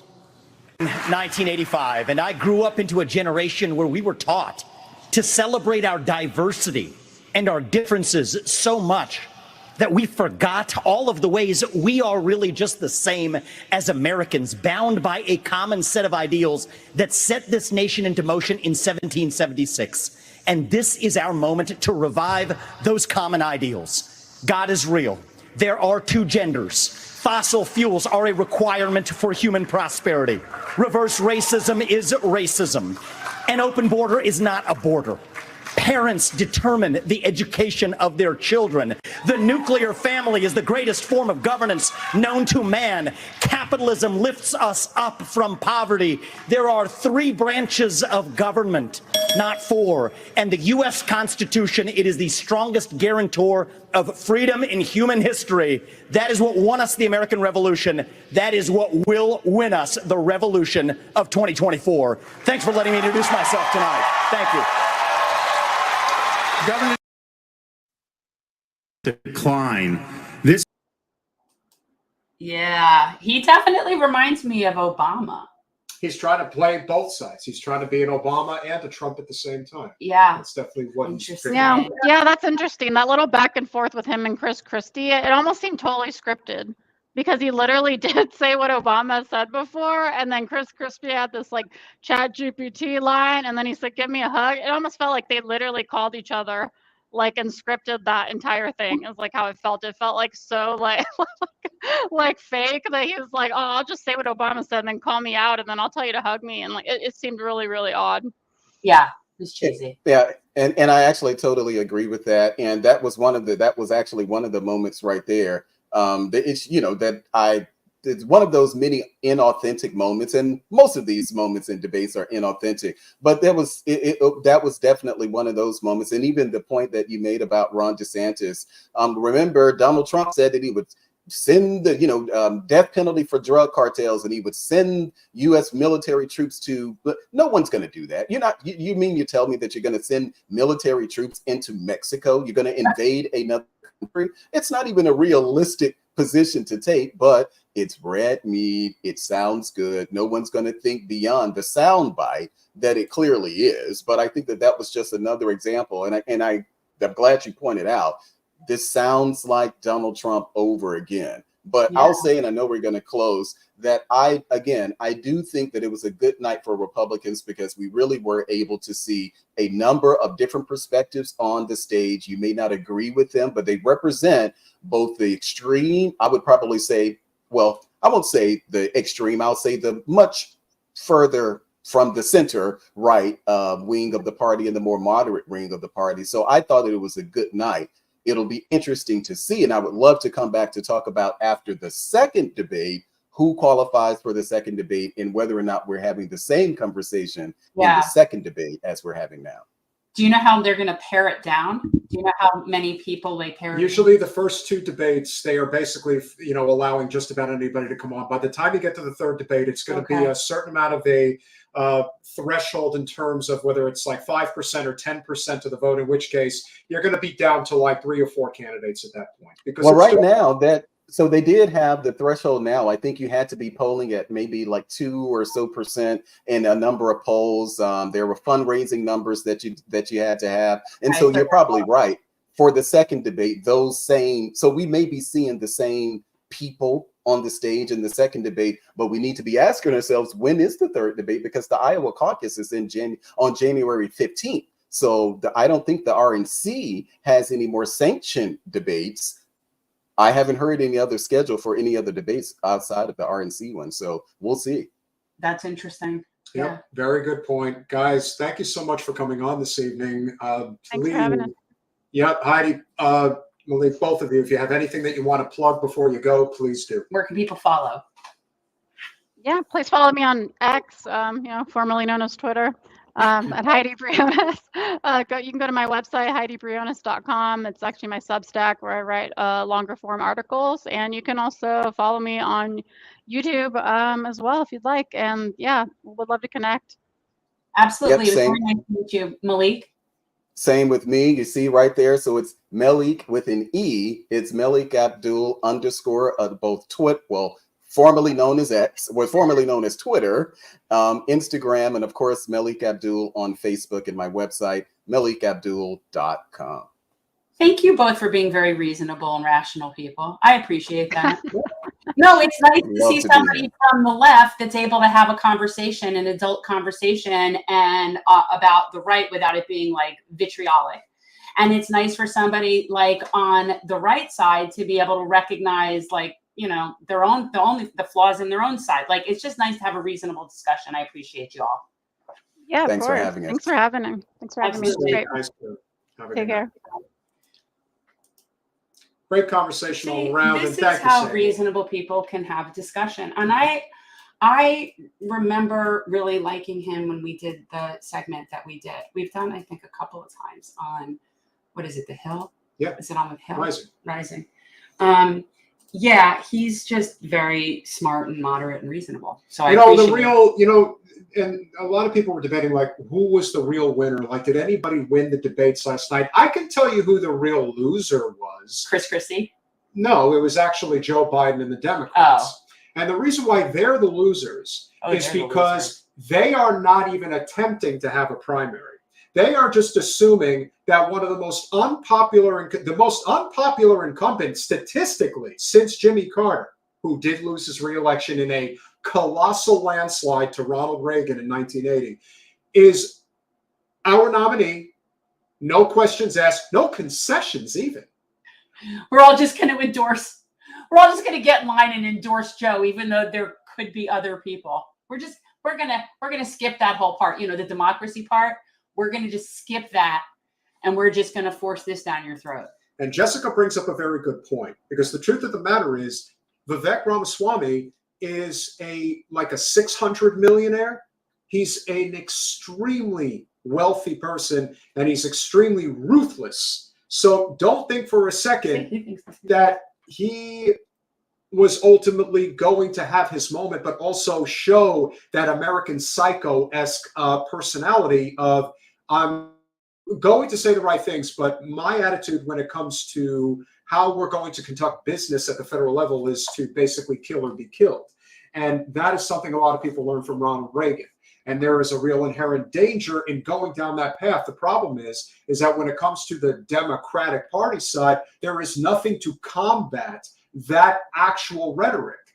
No one is out there who is doing that. You can say Marianne Williamson, you can even say RFK, but they are not getting anywhere the type of attention. You know, someone brought up a very good point as well regarding Chris Christie. Chris Christie isn't polling at anything. He's basically at zero. And yet that guy gets an exceptional amount of corporate media coverage. Of course, he is in favor of cutting Social Security and Medicare, and he really is in favor of doing that because he's an austerity hawk. He's somebody who, you know, we would have Steve on to cut him up at the knees to basically talk about how bad he is. I just don't think it's worth talking about him. It's not, but he's going to be there. He doesn't even register, whatever. They're going to be there. And of course, friend of the show, fire breathing Rob, DeSantis was the best on the stage. I'm still voting for Kennedy, though. Okay, so there you go. Everyone has their difference of opinions. Everyone sees what they see, which is why it's not a real debate. People, this is why I don't. Yeah, but therein lies the rub, and why the likelihood that the GOP is going to take over next year is very likely, because the Democrats are pretending like their incumbent president is not deeply unpopular and has broken countless promises that were within his purview to actually execute for the American people. Definitely. And what we needed after a Trump presidency was a almost radical shift to the populist left, and we haven't even gone to the center. We are on the right. We are on the center right at best. And in that kind of climate, to then hang labor out to dry, and basically what you're doing is you're handing them over to the right. You're handing labor over to the right. You're saying, yeah, we're just not with you. We're really not. We're going to stick with our corporate friends. What exactly are you proving? I mean, right now, I'm just waiting for the United Auto Workers of America to strike in approximately 3 weeks and anticipating that President Biden will once again break the strike. He'll do it again. And I don't think the UAW is going to go with that. Probably not. I don't think so. I've seen this new guy, this Sean Fain. They're not having it. They are not having it. They are not backing down. And look, we still haven't heard the final word about UPS. When we get the final word about UPS, because that strike is still not completely off the table either. But it doesn't sound to me like UAW is going to fall in line, meaning that the president might tell them one thing and they might just do another. That's what's needed here. I don't believe that the president should be able to break a strike. I think the whole point of a strike is to say F you to the man. So if the man is able to basically take away your right to strike, then what's the point of the strike? Like, I don't understand a lot of that. Colanello, here's where you are wrong, and you are actually very wrong, because one thing you have to remember about Barack Obama when he ran the second time, yes, he was a relatively unpopular incumbent, especially post the 2010 midterms, but he wasn't unpopular within his own party. It's the same thing with Donald Trump in 2020. Donald Trump was a fiercely unpopular incumbent president, but he was fiercely supported within his party ranks. Joe Biden is not religiously supported within the Democratic Party infrastructure, and it's not close. We've seen statistical numbers that suggest his approval is in the 60s or even 50s within his own party. And can we also, like, to even compare Joe Biden to Obama in terms of capability, political aptitude, acumen, charisma, presence? Like, Obama was clearly the person in charge, or at least we felt that way. With Joe Biden, like, they have to like regulate his camera time based on his meds. Like, I don't know what's going on there, but to say that he has the same chance, because Obama was still young and spry and great and on the stump and just doing Colanello, the other thing you have to remember, and this is very important, is that the country is in a much different place a decade after this type of conversation is even taking place. Will the regular D's rally around Joe if Trump is the nominee? It's very possible, but that's not the point. The point is that, again, the state of Florida, it doesn't matter because Florida's going red. Yeah. But where are the independents going to break? And the independents That's the more than majority. likely are going to break to Donald Trump.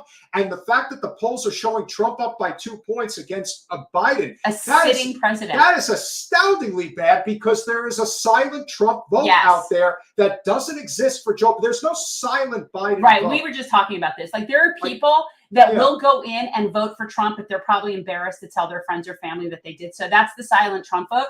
There is nothing like that for Biden. Nobody is secretly voting for Joe and embarrassed to tell anybody. And the other thing, and this is a very, very important point regarding Biden's aspirations to win re-election, assuming, of course, despite what everyone's saying, let's just assume that he is the nominee and he is able to see his way through to the general election in 15 months. If that is the case, then what you have to remember is that he's still the commander-in-chief. He has executive authority at his fingertips. There are a number of things that he could be doing, whether it is decriminalizing cannabis, expunging all nonviolent drug offender records, canceling student debt, expanding healthcare, and brokering peace between Ukraine and Russia. There are so many things that he could do with the stroke of a pen or the bully pulpit, and he's choosing either not to do it, or he's incapable of doing it, or even worse, he doesn't want to do it. Well, he wants to do the opposite. He wants to continue drilling and fracking. He wants to continue the war in Ukraine. It is extremely profitable.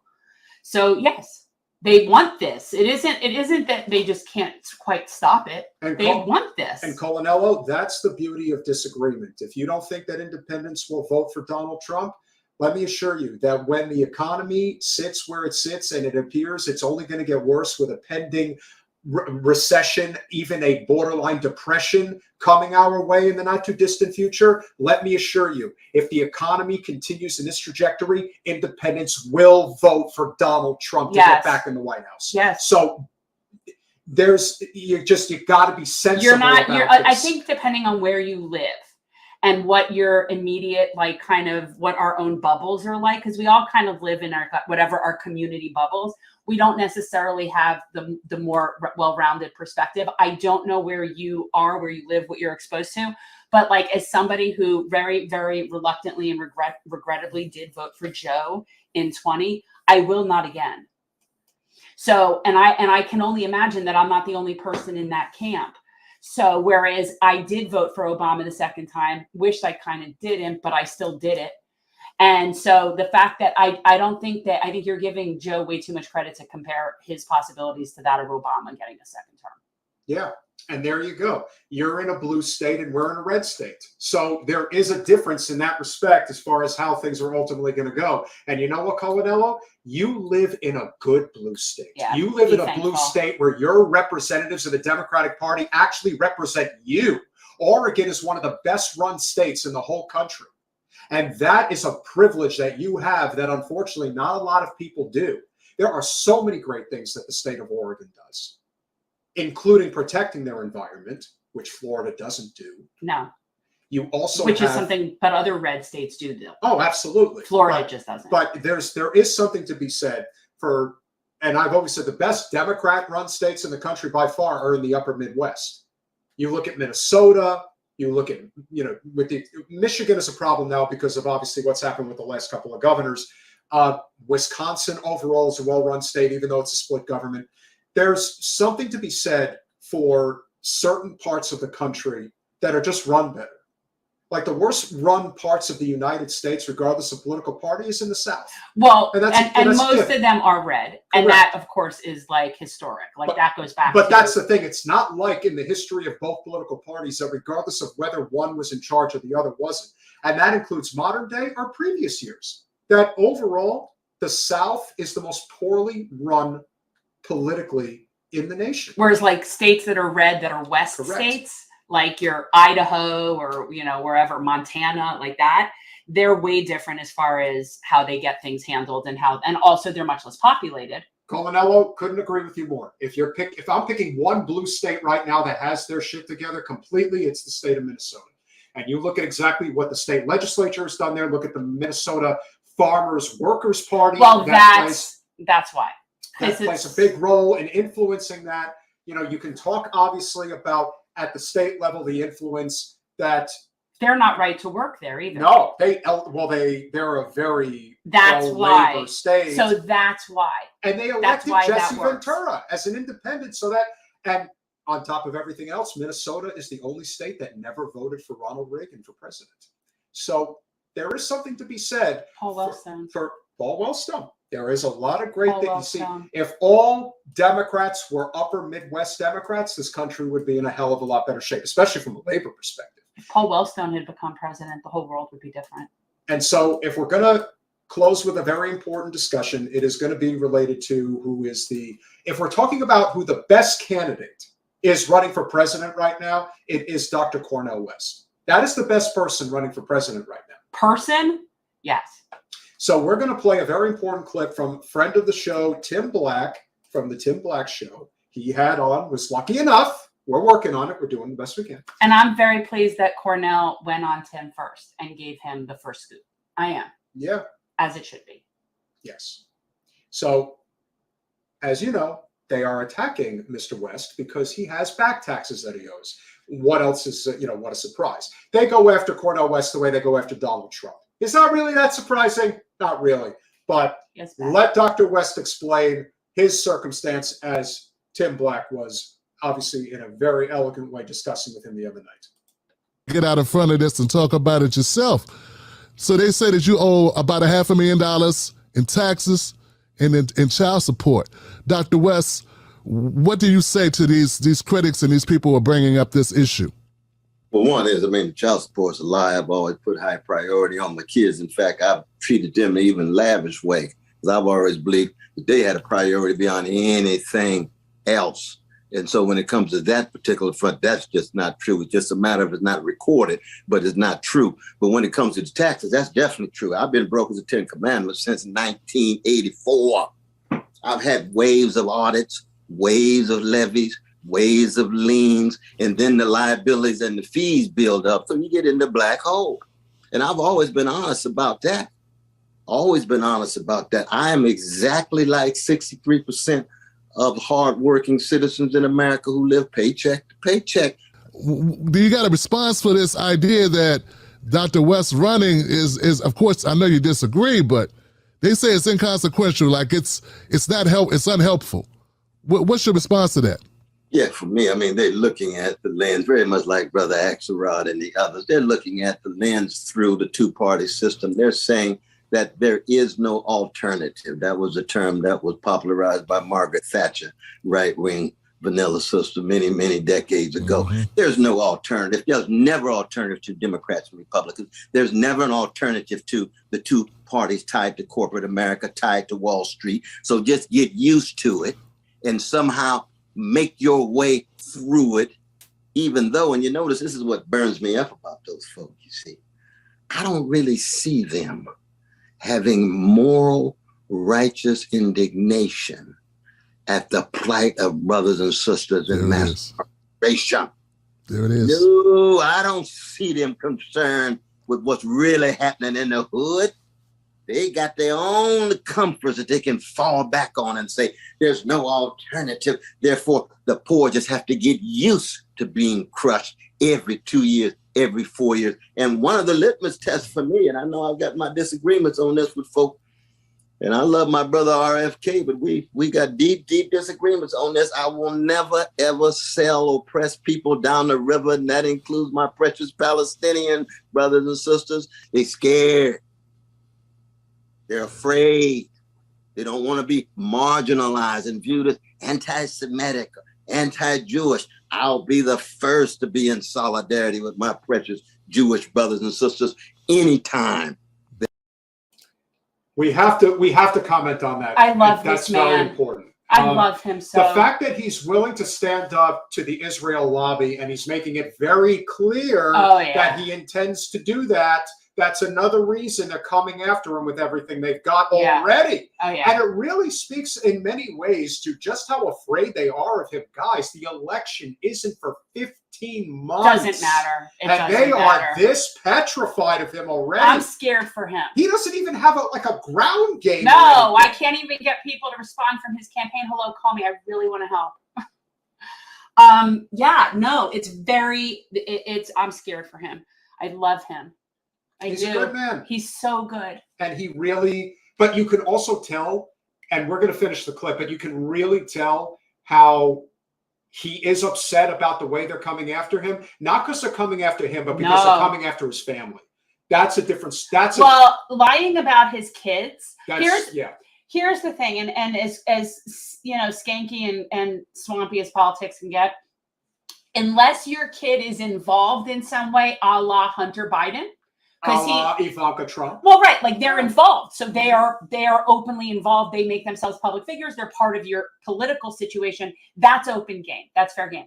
But like when you bring people's children and their role as a parent into something without properly, thoroughly vetting it, which clearly they didn't even bother to do, and you just used it as a headline to call out his, his parenting, his being a father. Like that's just it reeks of desperation. It does. It's a bad look. It's a bad look. And even the tax thing, like, yeah, he's owning it. It is true. He's probably not proud of it. It sucks, whatever. But okay, good. That makes him understanding what everybody else in this country is going through. Yeah. It's not a negative. It makes them look desperate, these things. But going after something about his parenting and about how he takes care of his children, it's just gross. Yeah. It's gross. Really gross. And but as you said, it's really desperate. It is. And it just looks desperate. Yeah. It's like they can't attack him on policy because they know his policy is gold. And that's the problem. That's why they have to run these smear campaigns. See, he knows he's right. They're going to break through. And that's why. And Tim Black sent an email thanking us for acknowledging, just what a great job he's been doing, because he has been. I reached out. I messaged somebody who I don't know who it is on the other end, but it is the liaison between me and Tim Black. I think it might be Mrs. Black. I can't get confirmation, but I have, and literally in my contacts, it's like Tim Black contact, but it isn't Tim Black. But yeah, so I messaged whoever that is and just said, I really appreciate it. And for everybody out there who is losing their mind about him running in the Green Party and gaining real traction, as I would say to anybody who's paying attention, key case in point right here. If he catches fire, all the pressure is on Joe Biden.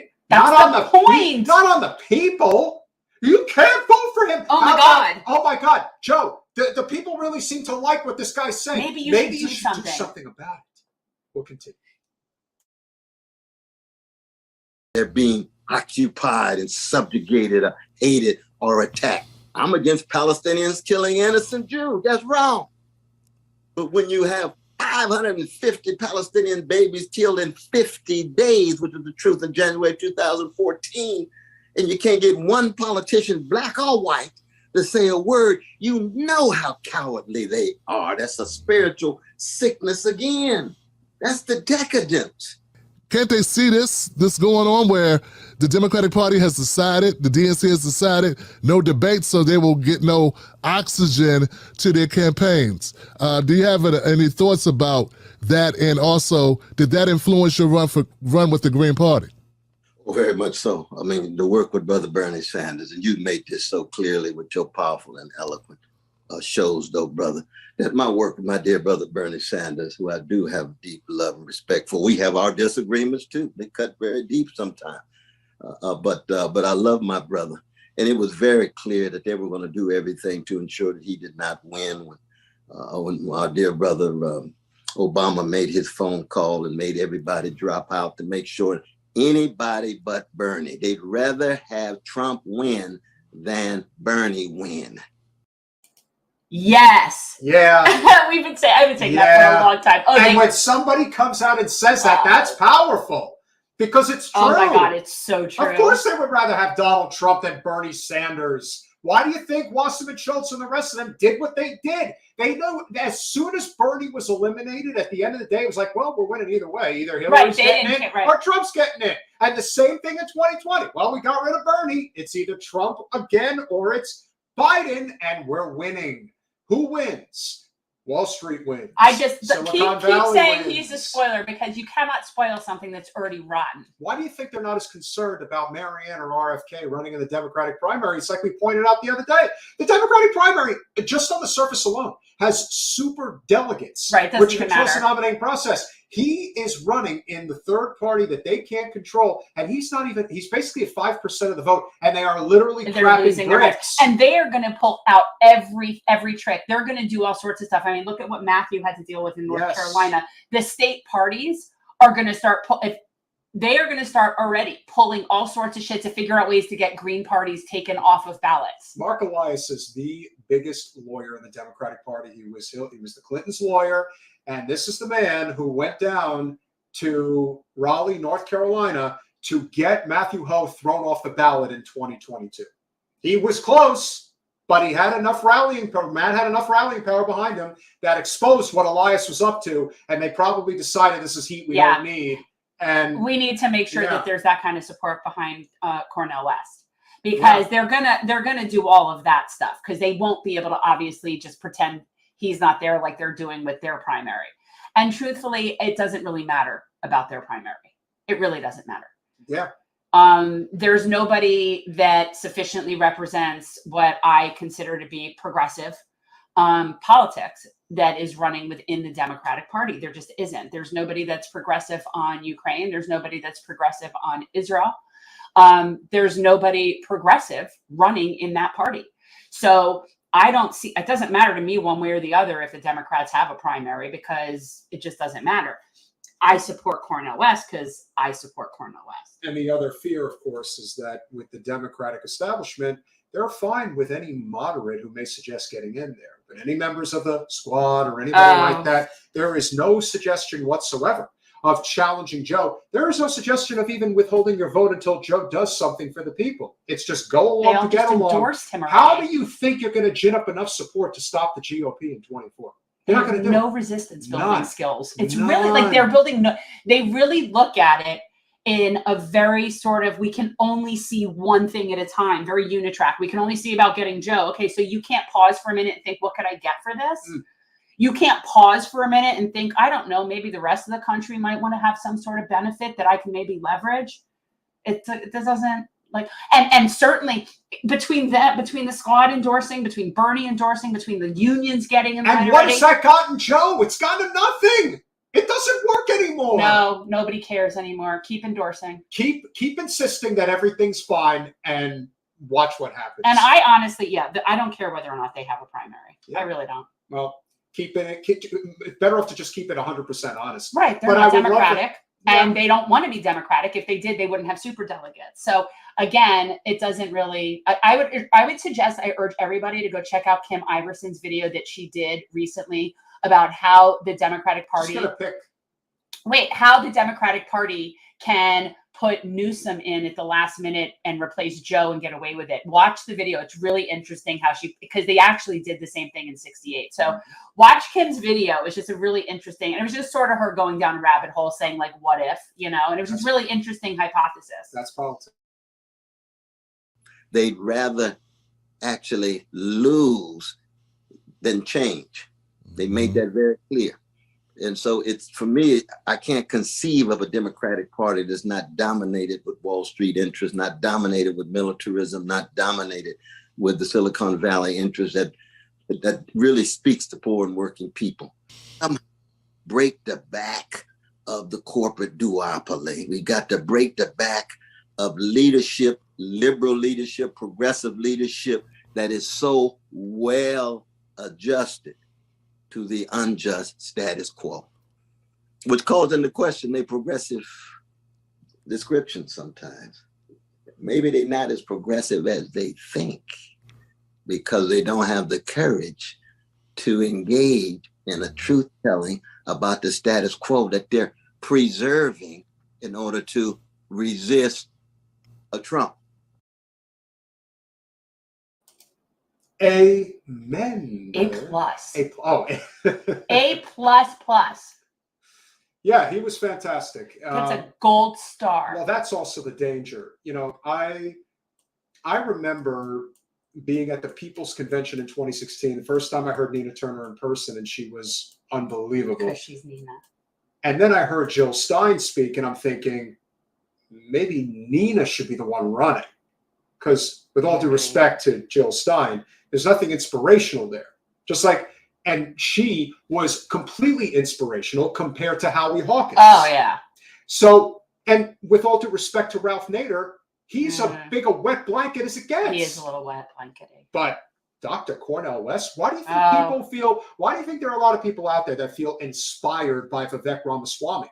There are people that, with great oratory skills, can capture the imagination of people in ways you can't imagine. But there's a big difference between people that only have oratory skills but are vapid on the inside, and people like Cornel West that have both oratory skills and substance. And when you are running for president of the United States at this point in history, and there is no legitimate resistance, and resistance in the real sense of the word, an alternative, there isn't anybody who's out there who's talking like Vivek right now. And therein lies the danger.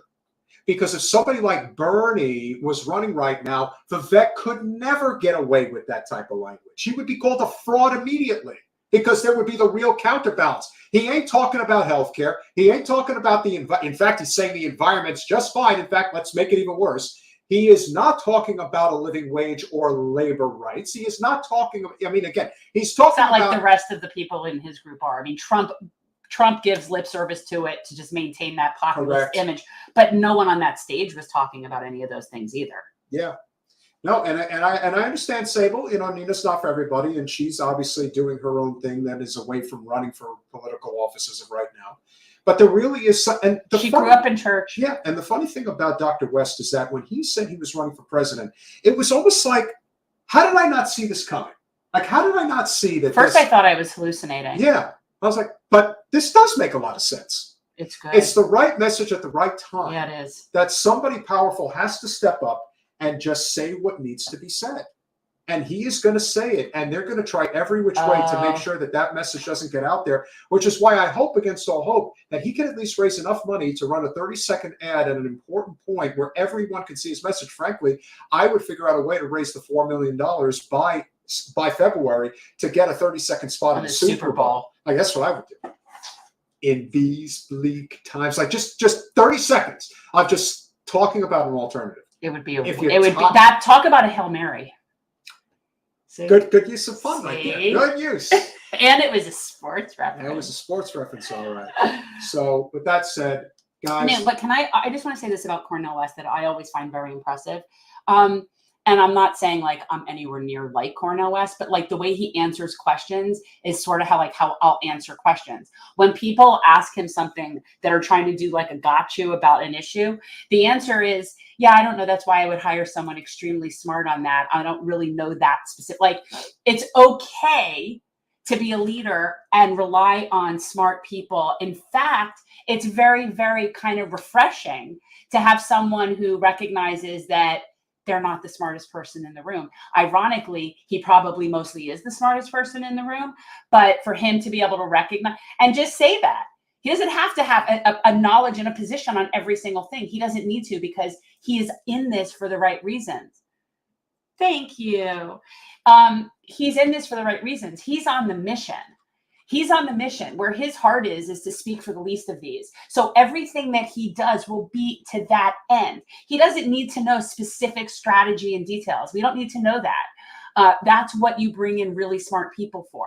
But I know that whatever choice he would make after being advised would be in the best interest of the most people. That's what I know. And he doesn't need to know that right now. I like the way he handles himself very well about that. Rob, we know Debbie McChrystal-Powell, obviously she couldn't maintain her own congressional seat, and now she's running for a statewide race. If she's the nominee, obviously she has our support. Rick Scott is Rick Scott. He's Voldemort, so obviously I'd vote for anyone that could possibly be out there. We'll probably have Debbie come on the podcast at some point and talk about the campaign. But it's going to look. I don't think it's the party is where it's at in this state, and it's there for a reason. And I will not stop saying why it's there. He knows. Debbie Wasserman Schultz. That's why the party is in hell in the third most populous state in the country. And I really think it gets to what we were just talking about right before, is that there are people like our Congresswoman that prefer to have Republicans than progressives. And so when you coordinate a state party so that it absolutely poses no real resistance, that there really is no left, and you allow it to just get whittled down to nothing because you have no real opposition, you are essentially saying, I prefer Republicans than progressives. So that's how she has basically handled our state party. And that's why we have no resistance. That's why we have the people in charge that we have in charge. There's no fight. That's why the Democratic Party establishment was trying to field the likes of Dwayne Wade or Grant Hill, former NBA. They're not even current NBA players. These are retired, long since retired NBA players. I told you I love Dwayne Wade's lips. Yeah, I've heard that. I love his lips, and he's a handsome fellow. It isn't just that he's handsome. I love his mouth. And when he and Gabrielle have that Sleep Number ad they're doing ads for sleep. I don't know. It's cute. It's the two of them say whatever. And I love his the cutest mouth. You should just. I just love. Running for president. I'm running for Senate. I'm sorry. I can't even keep up. I love his mouth. I just do. It's like he's a perfect little pucker. Yeah. Anyway. So with that said. What do we have coming up? On Monday, we're working on it. We'll have something figured out for Monday. On Thursday, we will have Ryan Grimm coming on to talk about his book. Which I have read, We the People. It's not that new, but it's very relevant to what's relevant, going on right. And it's not old. It's like within the past year. No. I'm also working on trying to get Andrew Yang on the podcast. I just finished reading The Last Election. Good book. Definitely it took you right inside probably had a lot of influence in terms of people who worked on staff for his presidential and mayoral campaigns to really get an idea of exactly what those day-to-day operations are like. The Yang book? Yeah. And we're working on a couple of things. I know, like, I'm trying to get together to have a panel discussion on the African-American history situation that's going on here. It's absurd. I don't want PragerU being validated as like it's like proper education. Like it's crazy. Maybe we do that for Monday. Well, let's see. I mean, like there's definitely some people I want to talk about what's going on with the African American history course that's being. It's not good. And then we're also trying to put something together. I'm like totally losing my mind right now. There was something else that we were working on putting together, and I cannot remember for the life of me. Canvassing. Well, canvassing. Yes. Thank you, Carpe Diem. Really appreciate it. And obviously, if you like us, be a patron. Yes. Well, for those of you who may or may not know, we are a demonetized channel until November. Our channel is demonetized. We're demonetized. We're demonetized. You really? So that's we're such a threat. So that says to me. So somebody called us out. That's a Debbie thing. What was it that we did that I said she's going to come after us? Oh, the RFK thing. Yeah, it was after we put out the RFK video, we got demonetized because Debbie made a phone call. It was like, Jen's being mean to me again. Yeah. Jen's talking mean things about me. And so we're demonetized. Because for us to be as small as we are, somebody has to point us out. Like we're not on anybody's radar. Nobody up at Google is watching us. For as little as $5 a month, you get yourself a Lulu sticker. You know you want one of these cute little babies. It's so cute. Here. It really is. It looks really good on everyone's laptop. It really does. I know. Of course, the $10 patron will ultimately get our last Mansion Parliamentarian bumper sticker. I got to make something Certainly new. Appreciate that. I really need to come up with something new. Yes. Oh, happy birthday, Ray J. Didn't know that was your birthday, but happy birthday to you, sir. Yes. Make a contribution on behalf of Ray J. And then, of course, for anybody who contributes $25 just as a donation or $25 patrons, you will get yourself a Generational Change baseball jersey, silky smooth tri-blend. You know you love it. It is definitely one that you're going to want to get. And, of course, if you are not looking to become a patron but would like to contribute to our it's always cause, helpful. It really is. Please go to Cash App, $Gen Change. Any contribution you can make there. It is helpful. Will obviously be very much appreciated. Or become a YouTube member. And you're sure we still even can do that? We're still able to do that if we're monetized? Colin, are we able to do that? No. Okay, so monetization takes everything away. Yeah. We cannot do that. I told you. Those really crappy people. That's why they did it. That's the point. Yeah. That's such a Debbie thing. I don't want to have to reference.